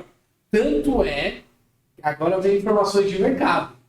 Nós temos hoje no Brasil um déficit de 100 mil vagas de TI. E a previsão é que até 2024 tenha 300 mil vagas em aberto de tecnologia. Aí eu falo para minha esposa, meu filho já está na área, né? Eu falo para algumas pessoas, vai faltar, já falta, vai faltar muito. E em algum momento vai inflacionar. Lei da oferta e da procura. Ainda não está inflacionando. Em compensação, em Portugal, já está inflacionando. Já começaram a aumentar os valores de salários em Portugal. Estava acompanhando algumas notícias de alguns amigos que estão lá. Está acontecendo. Entendeu? Então, assim, tem muita... Mas o cara tem que se certificar, não. Ele tem que ter conhecimento técnico, ele tem que se preparar para o mercado. Porque também não adianta, vou ganhar 10 mil. Você vai ter que ralar bastante para ganhar 10 mil. Com certeza. 10 mil não é fácil, né? Não é achar, vou ganhar 10 mil reais. Putz, tem que ralar bastante. É que, às vezes eu vejo, assim, nas próprias comunidades que eu acompanho no Facebook, as pessoas dizendo, eu fiz um curso de 6 meses, eu já consigo entrar como pleno. Cara, respira, volta um pouco, entende o conceito. Eu vi um rapaz que postou assim, eu fiz uma API de CRUD e tal, eu já consigo entrar numa vaga? Eu sou enfermeiro e faz 6 meses fazendo o curso. Pera, você entende o conceito de HTTP, os verbos, os client-side, server-side, onde... Eu lembro a primeira vez que eu programei web. Eu tive uma dificuldade imensa. Eu programava Delphi. Tá. Deixa eu já te fazer uma pergunta e você complementa isso aí. Exatamente isso. Você trabalhava como desktop, né? Você mudou para web, e aí eu lembro um pouco você comentando esse assunto, e aí depois app, né? Você tá trabalhando com app. Também. Fala um pouco dessa mudança aí. Olha, quando eu comecei em Delphi, era desktop, executáveis na máquina e pronto, né? Depois eu tive que, se eu quisesse me manter no mercado, eu tinha que aprender programação web, porque tudo virou web, né? Inclusive, houve uma época, mais ou menos em 2008, que eu falava assim, não faz sentido você ter um site administrativo, site interno, porque o desenvolvimento web era muito mais lento do que o executável. Então, eu sempre falava, na minha opinião, é legal você ter um site com cliente externo e quem vai administrar usar um executável por ser mais rápido. hoje o desenvolvimento web é tão rápido e tão produtivo quanto o desktop. Então, não faz muito sentido você ter um Windows Forms hoje. É um monolito gigante. Não faz. Por quê? Você consegue produzir na mesma velocidade. Então, eu tive que aprender web. Como eu comentei em 2011, 2012, eu me vi numa situação que eu estava desatualizado, tive que me atualizar e eu prometi que eu não ia mais ficar desatualizado. Em 2018, mais ou menos, eu comecei a estudar Angular, React, o famoso SPA, né? O Single Page Application. Sim. Tanto que os HTML são estáticos, né? E você obtém os dados tudo por APIs. Então, beleza. Depois que eu aprendi SPA, eu fui para o React Native, que é aplicativo, desenvolver aplicativos, né? Porque eu vi que o mobile está crescendo muito. Não é? Naquele momento estava e hoje ainda continua. Sim. Né? Muito. Todo mundo quer fazer um aplicativo. Aí eu fui para o mobile e aprendi React Native, que é CSS, HTML, JavaScript. O que muda um pouquinho são... O HTML não é bem HTML, porque tem umas tags diferenciadas, né? Sim. E para quem sabe JavaScript é muito tranquilo para o React Native, né? E você já trabalhava com React.js? Você já tinha mexido um pouquinho? Eu comecei pelo React Native, depois eu fui pro JS. Ah, tá. Mas o Angular você já tinha mexido? O Angular já estava indo bem. E aí mudou um pouco o conceito. Naquele momento, eu lembro que você começando a estudar isso, eu tinha estudado um pouco antes o React, né, JS. O conceito principal foi tipo, a componentização. Exato. Nessa mudança, eu falei, putz, mano, e agora? Tipo, o que é um componente? Aí o pessoal falava, não, é simples. Você pega aqui, ó, tá vendo esse pedacinho? Você cria um componente, esse outro pedacinho você cria outro, esse outro você cria outro. Eu falei, mano, vai virar uma bagunça da porra. Eu já lembrava das divs, né? As divs, você tem que criar um monte, jogar uma do lado da outra, tipo, é mó chato. Mano, criar esse monte de componente pra juntar tudo na tela vai virar uma bagunça da porra. Só que aí depois você vai entendendo o conceito, tipo, o que é um componente, né? Dá para reutilizar, dá para fazer isso, dá para fazer aquilo. Esse mesmo componente, eu vou jogar um objeto ali com os dados, ele vai mudar algumas informações. Aí você vai entendendo, né, os conceitos, sim. Aí tipo, você consegue entender, né? Que mudou, né? Também sim. Virou componentes. E apesar de ser web também. Então assim, a gente vê, né, durante todos esses anos, tipo, muda bastante, né? Posso falar um comentário bem interessante? Sim, claro. Eu tive menos dificuldade com você com a ideia de componente, porque eu desenvolvia componente em Delphi. Então, até fiz um comentário uma vez que o SPA se aproxima do desktop, no sentido de que na hora que você abre o desktop, ele carrega o executável inteiro, na hora que você abre o SPA, ele carrega o bundle, né? O pacote inteiro, e o que vai mudar são os dados. Desenhar a tela via dados. Né? Sim. Quando eu falava isso, parecia estranho, mas se você olhar... E quando eu construía componentes em Delphi, eu tinha propriedade, método, tudo direitinho, atributos. E aqui quando eu crio componente React ou Angular, eu tenho propriedade, atributo. Exatamente. Faz sentido. Para mim, muda a linguagem, mas a ideia foi a mesma. Então quando eu vejo hoje React Native, que também cria componentes, vejo Angular, React, que são tudo componentizados, eu olho para o Delphi e falo, é cíclico. Para mim, foi um desenvolvimento cíclico. E aí, além do React Native, falando em aplicativos, né? O mundo hoje todo mobile. Por que eu não fui aprender, por exemplo, Objective-C, que é para o iOS? Né? Então, qual você prefere, o nativo, né, ou o híbrido? A gente tem que pensar exatamente qual é o objetivo do aplicativo. Necessidade. Né? Vamos pensar assim, ó. Se você estiver fazendo um aplicativo que precisa de dados em real time, por exemplo, tem aquele site IQ Option lá, que você fica fazendo as apostas nas variações das ações. Sei. Aquilo é real time, que o tempo da informação é tão importante quanto a informação. Se você vai fazer um aplicativo desse, é muito provável que você tenha que ir para um nativo. Por quê? A integração com o SO e a velocidade dele é muito maior. O Flutter quebra um pouco isso, mas vou chegar lá. Quando você faz um React Native, lembre-se, é um JavaScript, passa por um frameworkzinho do Facebook chamado Bridge, né, Ponte, que vai transformar o seu código em componentes nativos. Inclusive tem uma tabela de conversão, se você procurar na documentação do React Native, tá lá. Quando você cria um text no iOS, vira UI NS text. Tem um objetinho lá que ele se transforma. Você quer uma água? Quer alguma coisa? Não, obrigado. Tem uma tabela que ele se converte. Quando você cria um label, ele vira um UI. E, inclusive também para o Android. Quando você coloca um text, qual o objeto que ele converte para o nativo. Tá? Quando você faz um benchmark entre o... Vamos usar o iOS, que é o mais... benchmark é mais significativo. Quando você faz um benchmark de execução de frame, por exemplo, do React Native versus Swift, o Swift é muito, muito mais rápido, 200% mais rápido. Por quê? Querendo ou não, o React precisa passar por uma ponte, fazer pela bridge para renderizar uma tela. O que o Flutter do Google fez? Ele não faz essa conversão. Ele tem uma biblioteca própria de renderização de tela. O Google começou do zero e falou assim, vamos zerar tudo.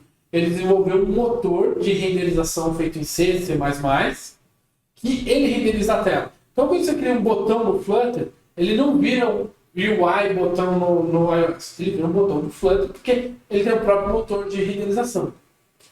O app é maior, porque ele precisa carregar esse motorzinho. Quando você compila o app, ele é um pouco maior. Só que a velocidade do Flutter é muito próxima da velocidade do Swift. Tá? No Android é a mesma coisa, ele se aproxima muito do nativo. Então, hoje eu prefiro trabalhar com híbrido em Flutter, se você quer performance, porque eu não gosto de desenvolver duas vezes a mesma coisa, é uma questão de custo desenvolver. E toda vez que você tem que mudar uma cor, você teria que mudar nos dois. Então, é um baita investimento, né? Você tem que ter equipes, putz, é uma estrutura bem grande, né? Você já tem que estar com um produto bem bacana, né? Para você estar fazendo isso. E para você manter, querendo ou não, são dois produtos. Sim. E o programador iOS é um cara raro e caro. Sim. Então você acaba tendo. Então, preferencialmente, eu vou para Flutter, até porque a linguagem do Flutter é Dart. É uma linguagem bem simples de aprender, parece muito C Sharp, JavaScript. Você olha para ele e você começa a ficar em dúvida se é C Sharp, JavaScript ou Java, porque é uma sintaxe bem simples mesmo, de fácil aprendizado. O que eu mais tive dificuldade para aprender Flutter foi quando eu comecei a falar em gerenciamento de estado, que já é um detalhe técnico, que é o que faz o Redux no React. Sim. Né? E também tem o Redux no Angular, que é a gerência de estado. Isso realmente dá um pouco de trabalho, mas depois você aprende também é mais tranquilo. Tanto que hoje tem bibliotecas muito boas, o MobX, o GetX, que fazem isso de forma bem simplificada. Então, de app, prefiro o híbrido. Existe uma outra tecnologia que, particularmente, eu não investi, conheço pouco e não vou investir mesmo, que é o PWA, o Progressive Web Application. É isso que eu ia te perguntar agora, né, do PWA. Faz muito tempo, e na época que eu conheci, até comentei com você, né? Para mim, a ideia é muito fantástica. Tipo, e eu não sei o porquê que tipo, ainda não vingou. Tem vários sites que já estão utilizando essa tecnologia, né? Mas aí me fala um pouquinho sobre isso. O que eu entendo? O PWA ele tem algumas vantagens sobre o app nativo, que é eu consigo atualizar sem você ter que ir na loja, mandar atualizar ou receber atualização, porque afinal de contas é o meu site. Né? Sim.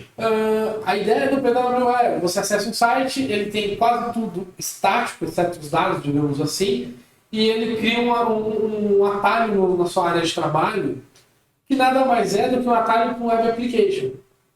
Por que ele não, na minha visão, por que ele não pegou? Primeiro que a pessoa tem que, durante a navegação no seu site, ele pergunta, quer criar um ícone? A pessoa pode dizer sim ou não, então eu vejo que você está sugerindo ou forçando quando a pessoa só queria consultar uma vez. Não, você não está forçando, você está dando a opção. Mas eu só estou consultando aquele site uma vez, então eu não preciso. Então, você vai clicar em não. Mas aí, beleza. Você não instala aplicativo que você só usa uma vez? Verdade. Faz sentido. Aí tem um outro ponto, mas aí tem um outro ponto que é o seguinte. No PWA, eu não tenho acesso à parte nativa do celular como eu teria mesmo no híbrido. Sim. Não, isso sim. Eu acho que aí volta, né, a questão. Aí o que você a vai necessidade. a você ser um arquiteto, você falar o que eu preciso, né? Tantos que algumas pessoas que eu já vi, tipo, estuda pra caramba, nossa, eu conheço todas as tecnologias possíveis, precisa, tipo, matar uma formiga e quer usar um canhão. Tá errado também. O tanto de tempo que você tá gastando, investimento, que não precisava, né? Então acho que depende da necessidade. E depende da necessidade e de performance. O PWA, ele é menos performático. É web, né? Porque ele vai rodar um web.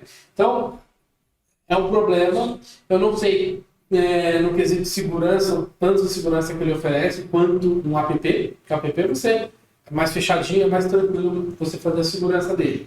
Tá? Web eu acho que é a mesma segurança de um site. Então, um site é muito mais vulnerável do que um app. Por exemplo, você não tem um PWA no Nubank. Imagina que seja muito mais vulnerável. Eu acho que não é nem questão de o Nubank ter um PWA. O tanto de recurso que o Nubank usa. Não dá. Eu acho que seria assim, são softwares mais simples. Sim. Às vezes a pessoa quer um dashboard.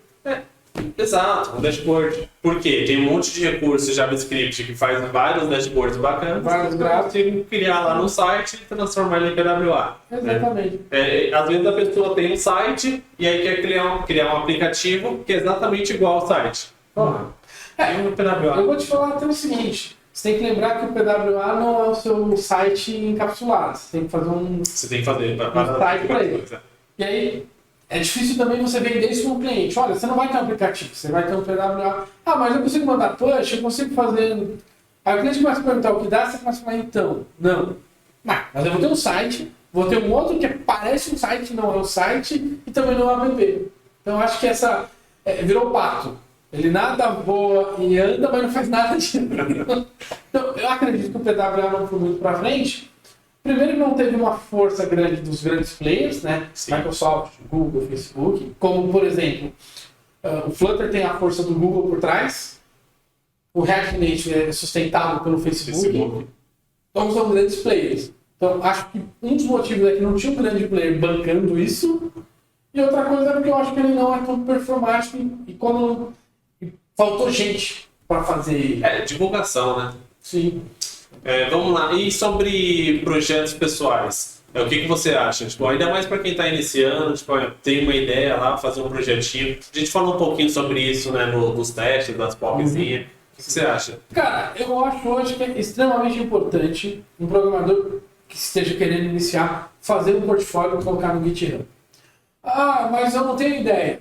Tem vários sites lá, 20 ideias para você fazer um portfólio. Tem sim. Sim, tem mesmo.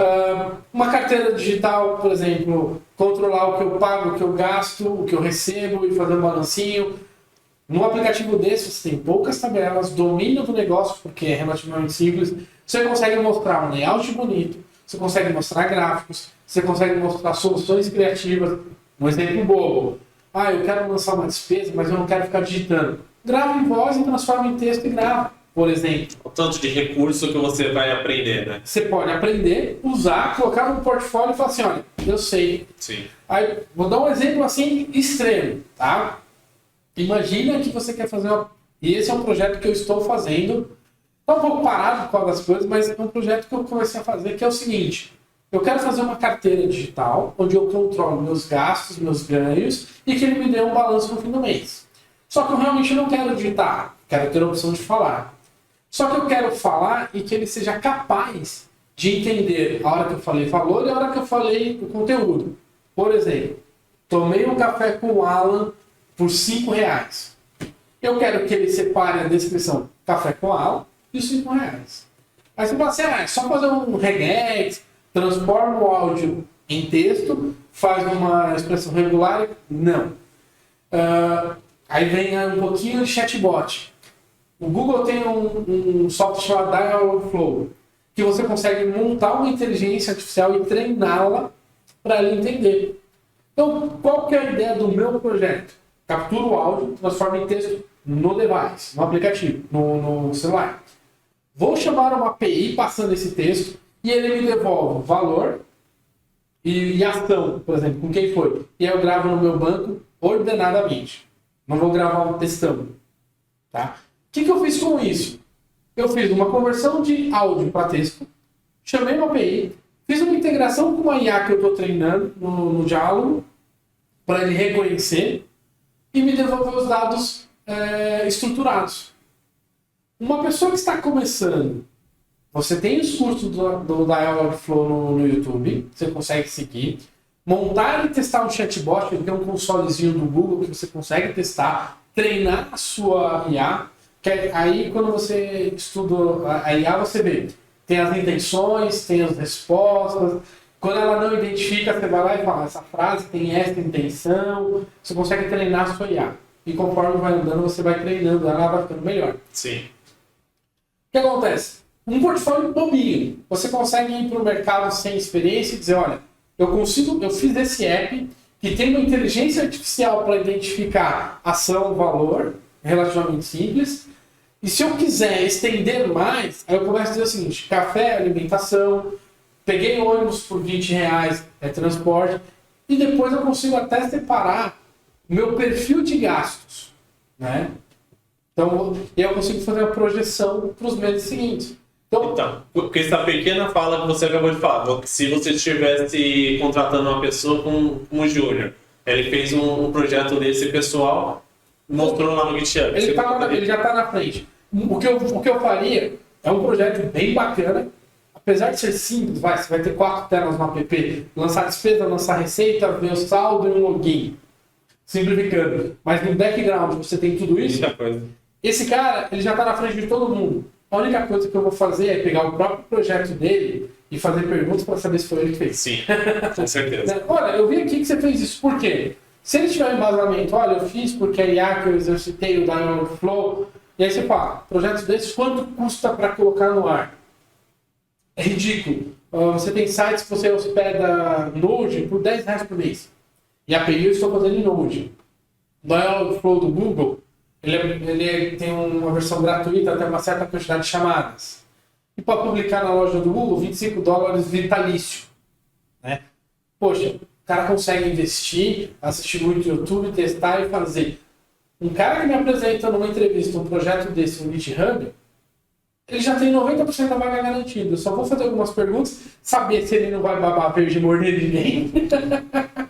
Né? E aí, para qualquer cargo, né? A gente pode falar uma pessoa dessa como júnior, onde ele conseguiu fazer um monte de erros, um monte de coisa que poderia estar melhorando. Uma pessoa pleno que já desenvolveu esse mesmo projeto, uma organizada melhor. E uma pessoa dessa que desenvolveu um sênior, que pensou em todas as coisas, inovou, tecnologia. Então, é para qualquer cargo, né? Para qualquer cargo. É um projeto simples. Quando eu digo simples, no sentido de é o que eu gasto, o que eu ganho, soma tudo, gera extratinho, gera bala, de conhecimento comum. Você não precisa de um analista de negócio para te dizer o que fazer. Eu não sei se você é muito bom, eu me considero uma pessoa boa. Tipo assim, como que eu identifico algo que eu poderia estar desenvolvendo? Sabe responder isso? Quando eu vejo alguém que tem um problema que ele não resolve. Exato, exatamente isso. O objetivo é resolver um problema. O Uber, por que deu tão bom? Pô, eu quero pegar um táxi às 3 da manhã num bairro. Ou eu tenho telefone de taxista ou eu não pego. Quem olhou falou, não, peraí. Se o taxista instalar o app e o cara também, por que eu não posso fazer isso, né? Se os dois conversam por WhatsApp, por exemplo, por que eu não crio um pool, no caso, né? Sim. Vários motoristas e falo para a população, ó, aqui na mão. E aí depois, não sei se o Uber foi o primeiro com essa ideia, né, com essa dinâmica, mas depois veio o Airbnb. Eu tenho um quarto em casa que não está fazendo nada, mas não conheço uma pessoa lá no outro estado, eu não poderia vir aqui e pagar um pouquinho? Se eu não me engano, o Uber foi o primeiro a fazer o que eles chamam de O2O, Offline to Online. Tá? Que é, eu junto uma necessidade, a pessoa que precisa do transporte, versus alguém que quer prestar aquele serviço, ou vender aquele produto. Não é marketplace? Não, marketplace é quando você tem uma loja que vende vários lojistas. O Mercado Livre é marketplace, a Americanas já é marketplace. Sim, confundi. Né? Mas O2O é offline e online. Aí, nessa linha você tem o Uber, que juntou pessoas que precisavam de transporte e pessoas que topavam fazer transporte por dinheiro. O Airbnb juntou pessoas que tinham quartos disponíveis versus pessoas que queriam quartos.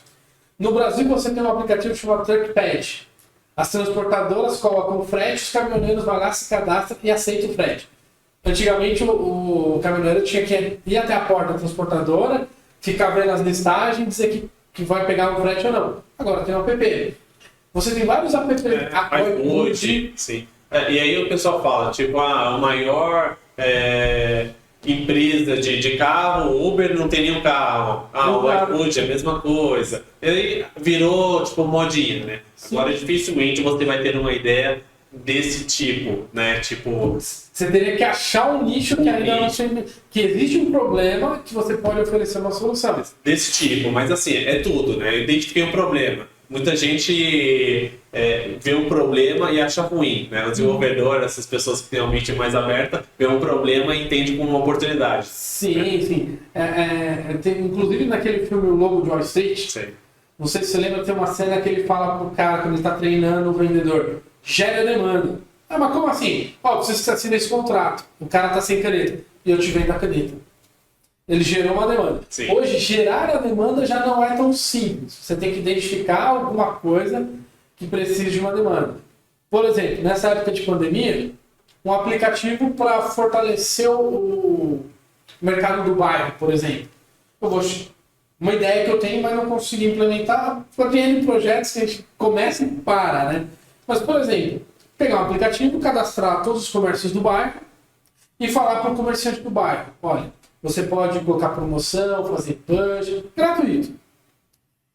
Só que só exige que você divulgue. Tá aqui os panfletinhos com QR Code. Todo cliente que vem aqui, você dá o QR Code e fala para ele, se você comprar pelo app, não é transacionar, é fazer pedido, igual a pizzaria. Eu quero pedir, mas eu vou pagar quando o cara chegar na porta. Te dou 5%. Por quê? Se eu conseguir abarcar todo o bairro, toda vez que alguém quiser alguma coisa, ele procura no bairro primeiro, antes de ir para um grande mercado. E esse mercado mercado não de supermercado, mas esse mercado de negócio está crescendo muito, né? As pessoas estão incentivando a você, ainda mais com a pandemia, compra no bairro. Né? Tenta ajudar. As lojas do bairro. O que vai acontecer? Se você não ajudar a loja do bairro agora, ela fecha. Quando acabar a pandemia, você vai ter que ir para a rede grande, você fica refém.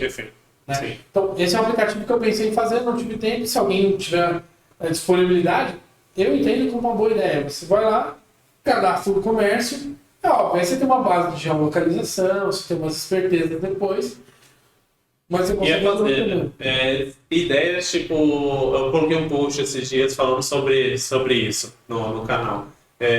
Ideia, tipo, não vale nada, né? A gente tem ideia, o que importa é a execução. Então, ideias, eu sou o rei das ideias, tenho várias ideias, não serve de nada. Você vai lá, você tem que executar. Então, você está falando aqui duas ideias que você já teve, tipo, vai sair no canal, espero que muita gente assista. Sim. Basta ir lá e executar. Sim. Né? E pode ser que você execute e deu muito certo. Eu vou até te falar, alguém que está iniciando em programação, tá no último ano da faculdade, que tem um conhecimento técnico básico, ele já consegue fazer um app para cadastrar as lojas e um app para o consumidor achar as lojas.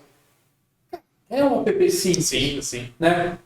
Aí esse cara vai para o mercado e fala, eu tenho um portfólio, olha, eu tenho um site que o cara administra, mais um app, o cara consegue demonstrar que ele tem conhecimento de banco, conhecimento API, conhecimento pelo menos das teorias para implementar. O app pode não ter ficado bonito esteticamente, pode não ter ficado com a melhor performance, mas ele já abriu 90% das portas do mercado. E outra, é iniciar, né? Isso aqui, né? Essa iniciativa que eu tive, eu pensei num dia, em 15 dias eu já estava lançando meu primeiro vídeo, já criei as redes sociais. É iniciar, né? Sim. Obviamente, a qualidade tem que melhorar e vai melhorando gradativamente, mas o pontapé inicial é o mais importante. Né? Como diz a lenda, toda maratona começa com o primeiro passo. É isso aí. Né?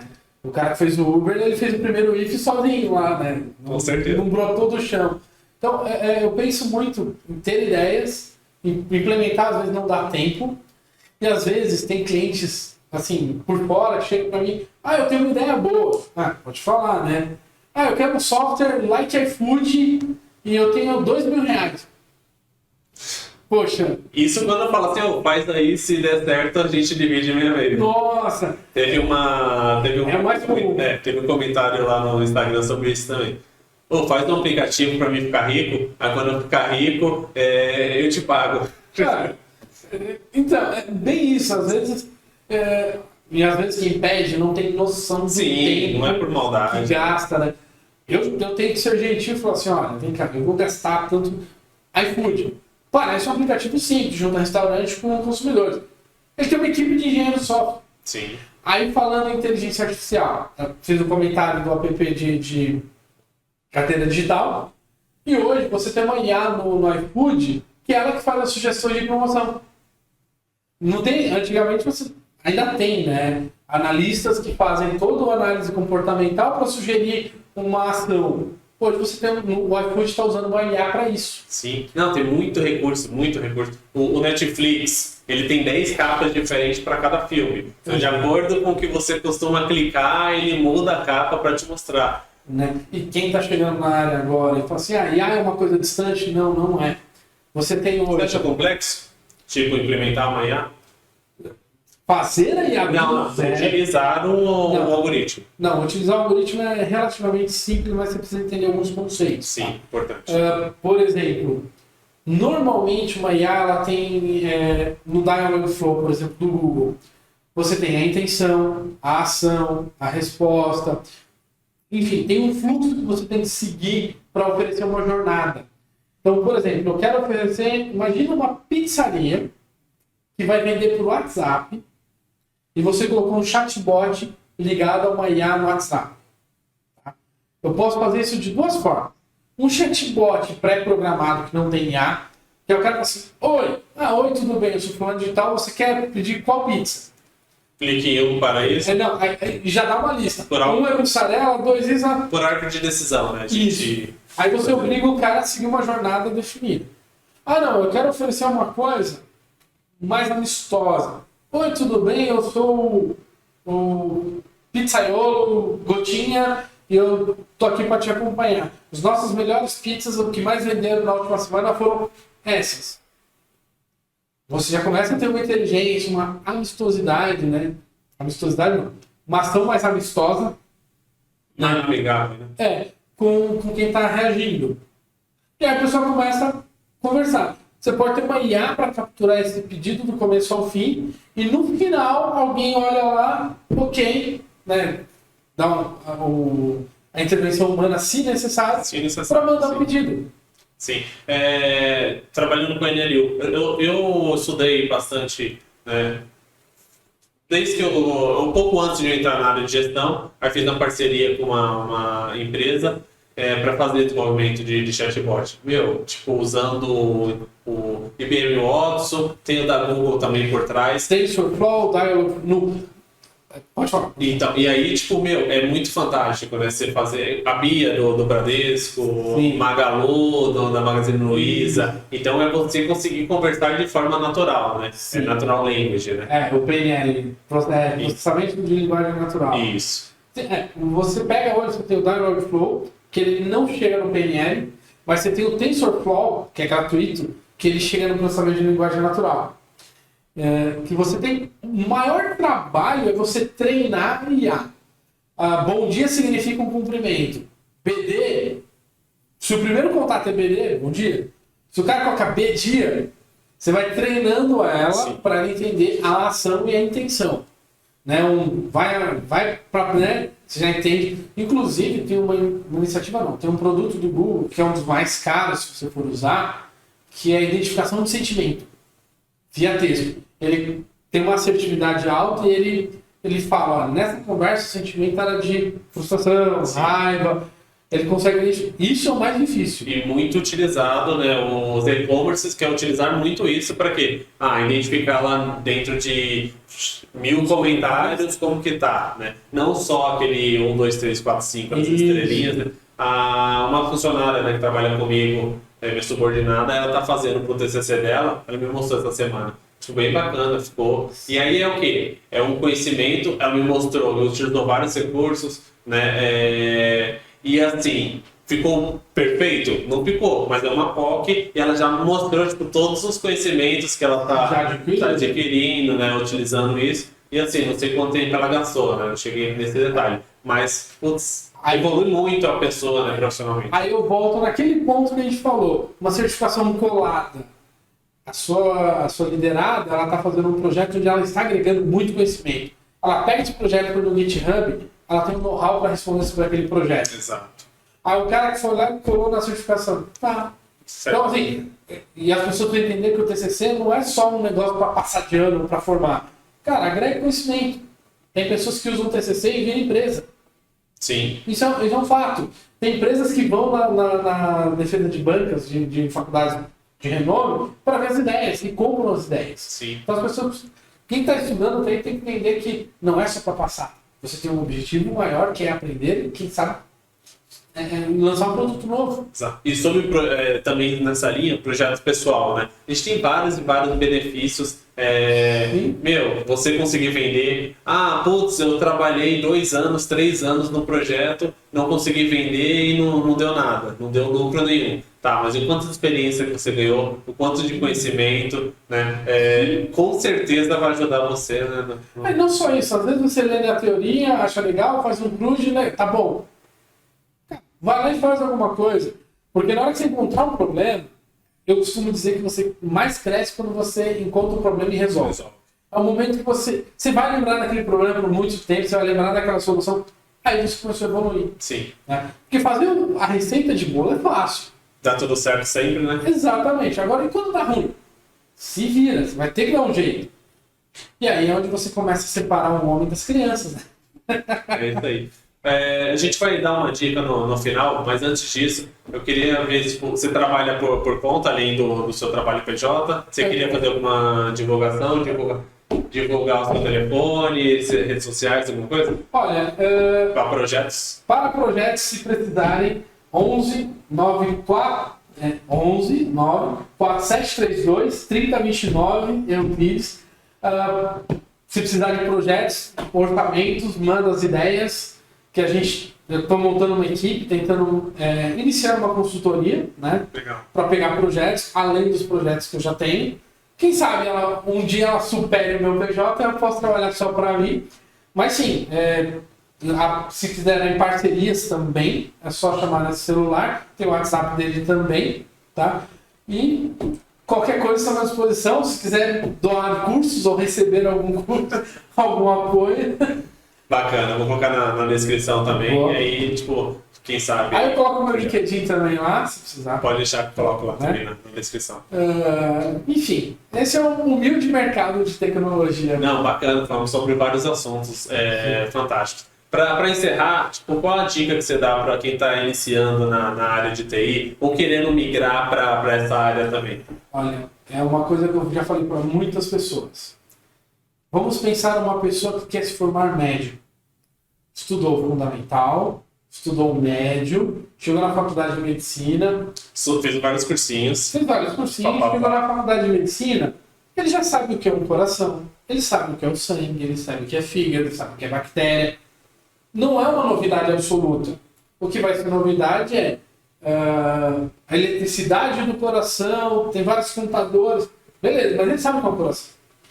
Para quem quer entrar em TI, qual é uma dificuldade que eu sempre notei? O cara fez fundamental, médio, cursinho, chegou numa linguagem de programação, ele olha e fala: que é isso? Eu nunca vi isso na minha vida.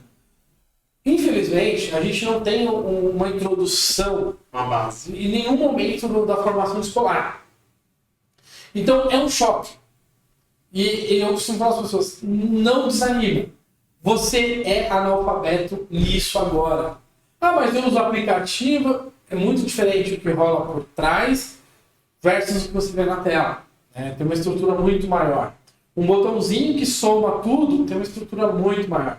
Então eu falo para a pessoa: não desanima. Por quê? Você é analfabeto nisso. Você vai ter que se adaptar ao choque inicial. Depois do choque inicial, você vai começar a entender. E aí as coisas vão começar a clarear. Ah, legal. Quanto tempo? Pelo menos 1 ano para esse choque diminuir.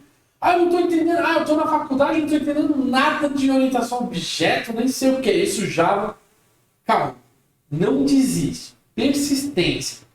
Com o tempo, você vai começar a olhar e entender. Porque o que eu vejo? As pessoas têm um choque inicial e desistem. E a faculdade de tecnologia, principalmente desenvolvimento de software, é a segunda ou terceira com maior número de desistência. Sim. Perde para matemática e para engenharia. Então assim, por quê? Porque é choque. Então, respira fundo, persistência e segue. Por mais que você não vá programar no final, tem gente que não entra na área de programação, mas é um conhecimento que vai te ajudar a virar um PO, um analista, um Scrum Master, um tester. Hoje existem várias profissões ao redor da TI que não é só programar. Que depende muito menos de tecnologia, de programação, de lógica, e qualquer um, na minha opinião, conseguiria, né? Sim, e se você tiver um embasamento, fica mais Muito fácil para você negociar prazo, saber que o cliente não está pedindo nada realmente absurdo. Né? Por exemplo, eu quero um software que consiga emitir o cheiro porque eu vendo perfume. Pô, eu sei que tecnicamente não dá. Ainda não dá, né? Ainda não dá. Sabe que tem um vídeo do Google dizendo que foi uma pegadinha de um de abrir do Google. Que ele simular, tem vídeo, tem um monte de coisa. Mas enfim. Então eu digo para as pessoas que estão começando, persistência, não desiste. E segunda coisa, esteja preparado para estudar sozinho. Você não vai sair da faculdade sabendo, arrumar um emprego que alguém vai pegar na sua mão o tempo todo. Esteja preparado para ler documentação, estudar sozinho e faça o inglês. Faça o inglês. É essencial. Na minha época não era tão essencial, e hoje eu sinto muita falta, eu estou estudando fortemente, mas faça o inglês. É isso aí. Então, só agradecer aí pela sua participação, foi fantástico, vários assuntos. Obrigado. Aí, que com certeza está ajudando muita gente aí. Eu que agradeço ter vindo. Se precisar, vem de novo. Pode deixar que a gente tem muito mais conteúdos. E assim, já divulgando também, tem lá no Não Podcast. Eu vou te chamar para ir lá pra gente. É um podcast também, a gente fala sobre assuntos aleatórios. E eu não falei aqui nesse podcast, mas o Euclides é uma das pessoas assim que tem mais conhecimentos, assim, mais fantásticos de tudo que eu conheci na vida. Tipo, eu falo pra muita gente. Vamos combinar, eu venho. Beleza. Fechou, valeu. Obrigado. Um abraço. Valeu.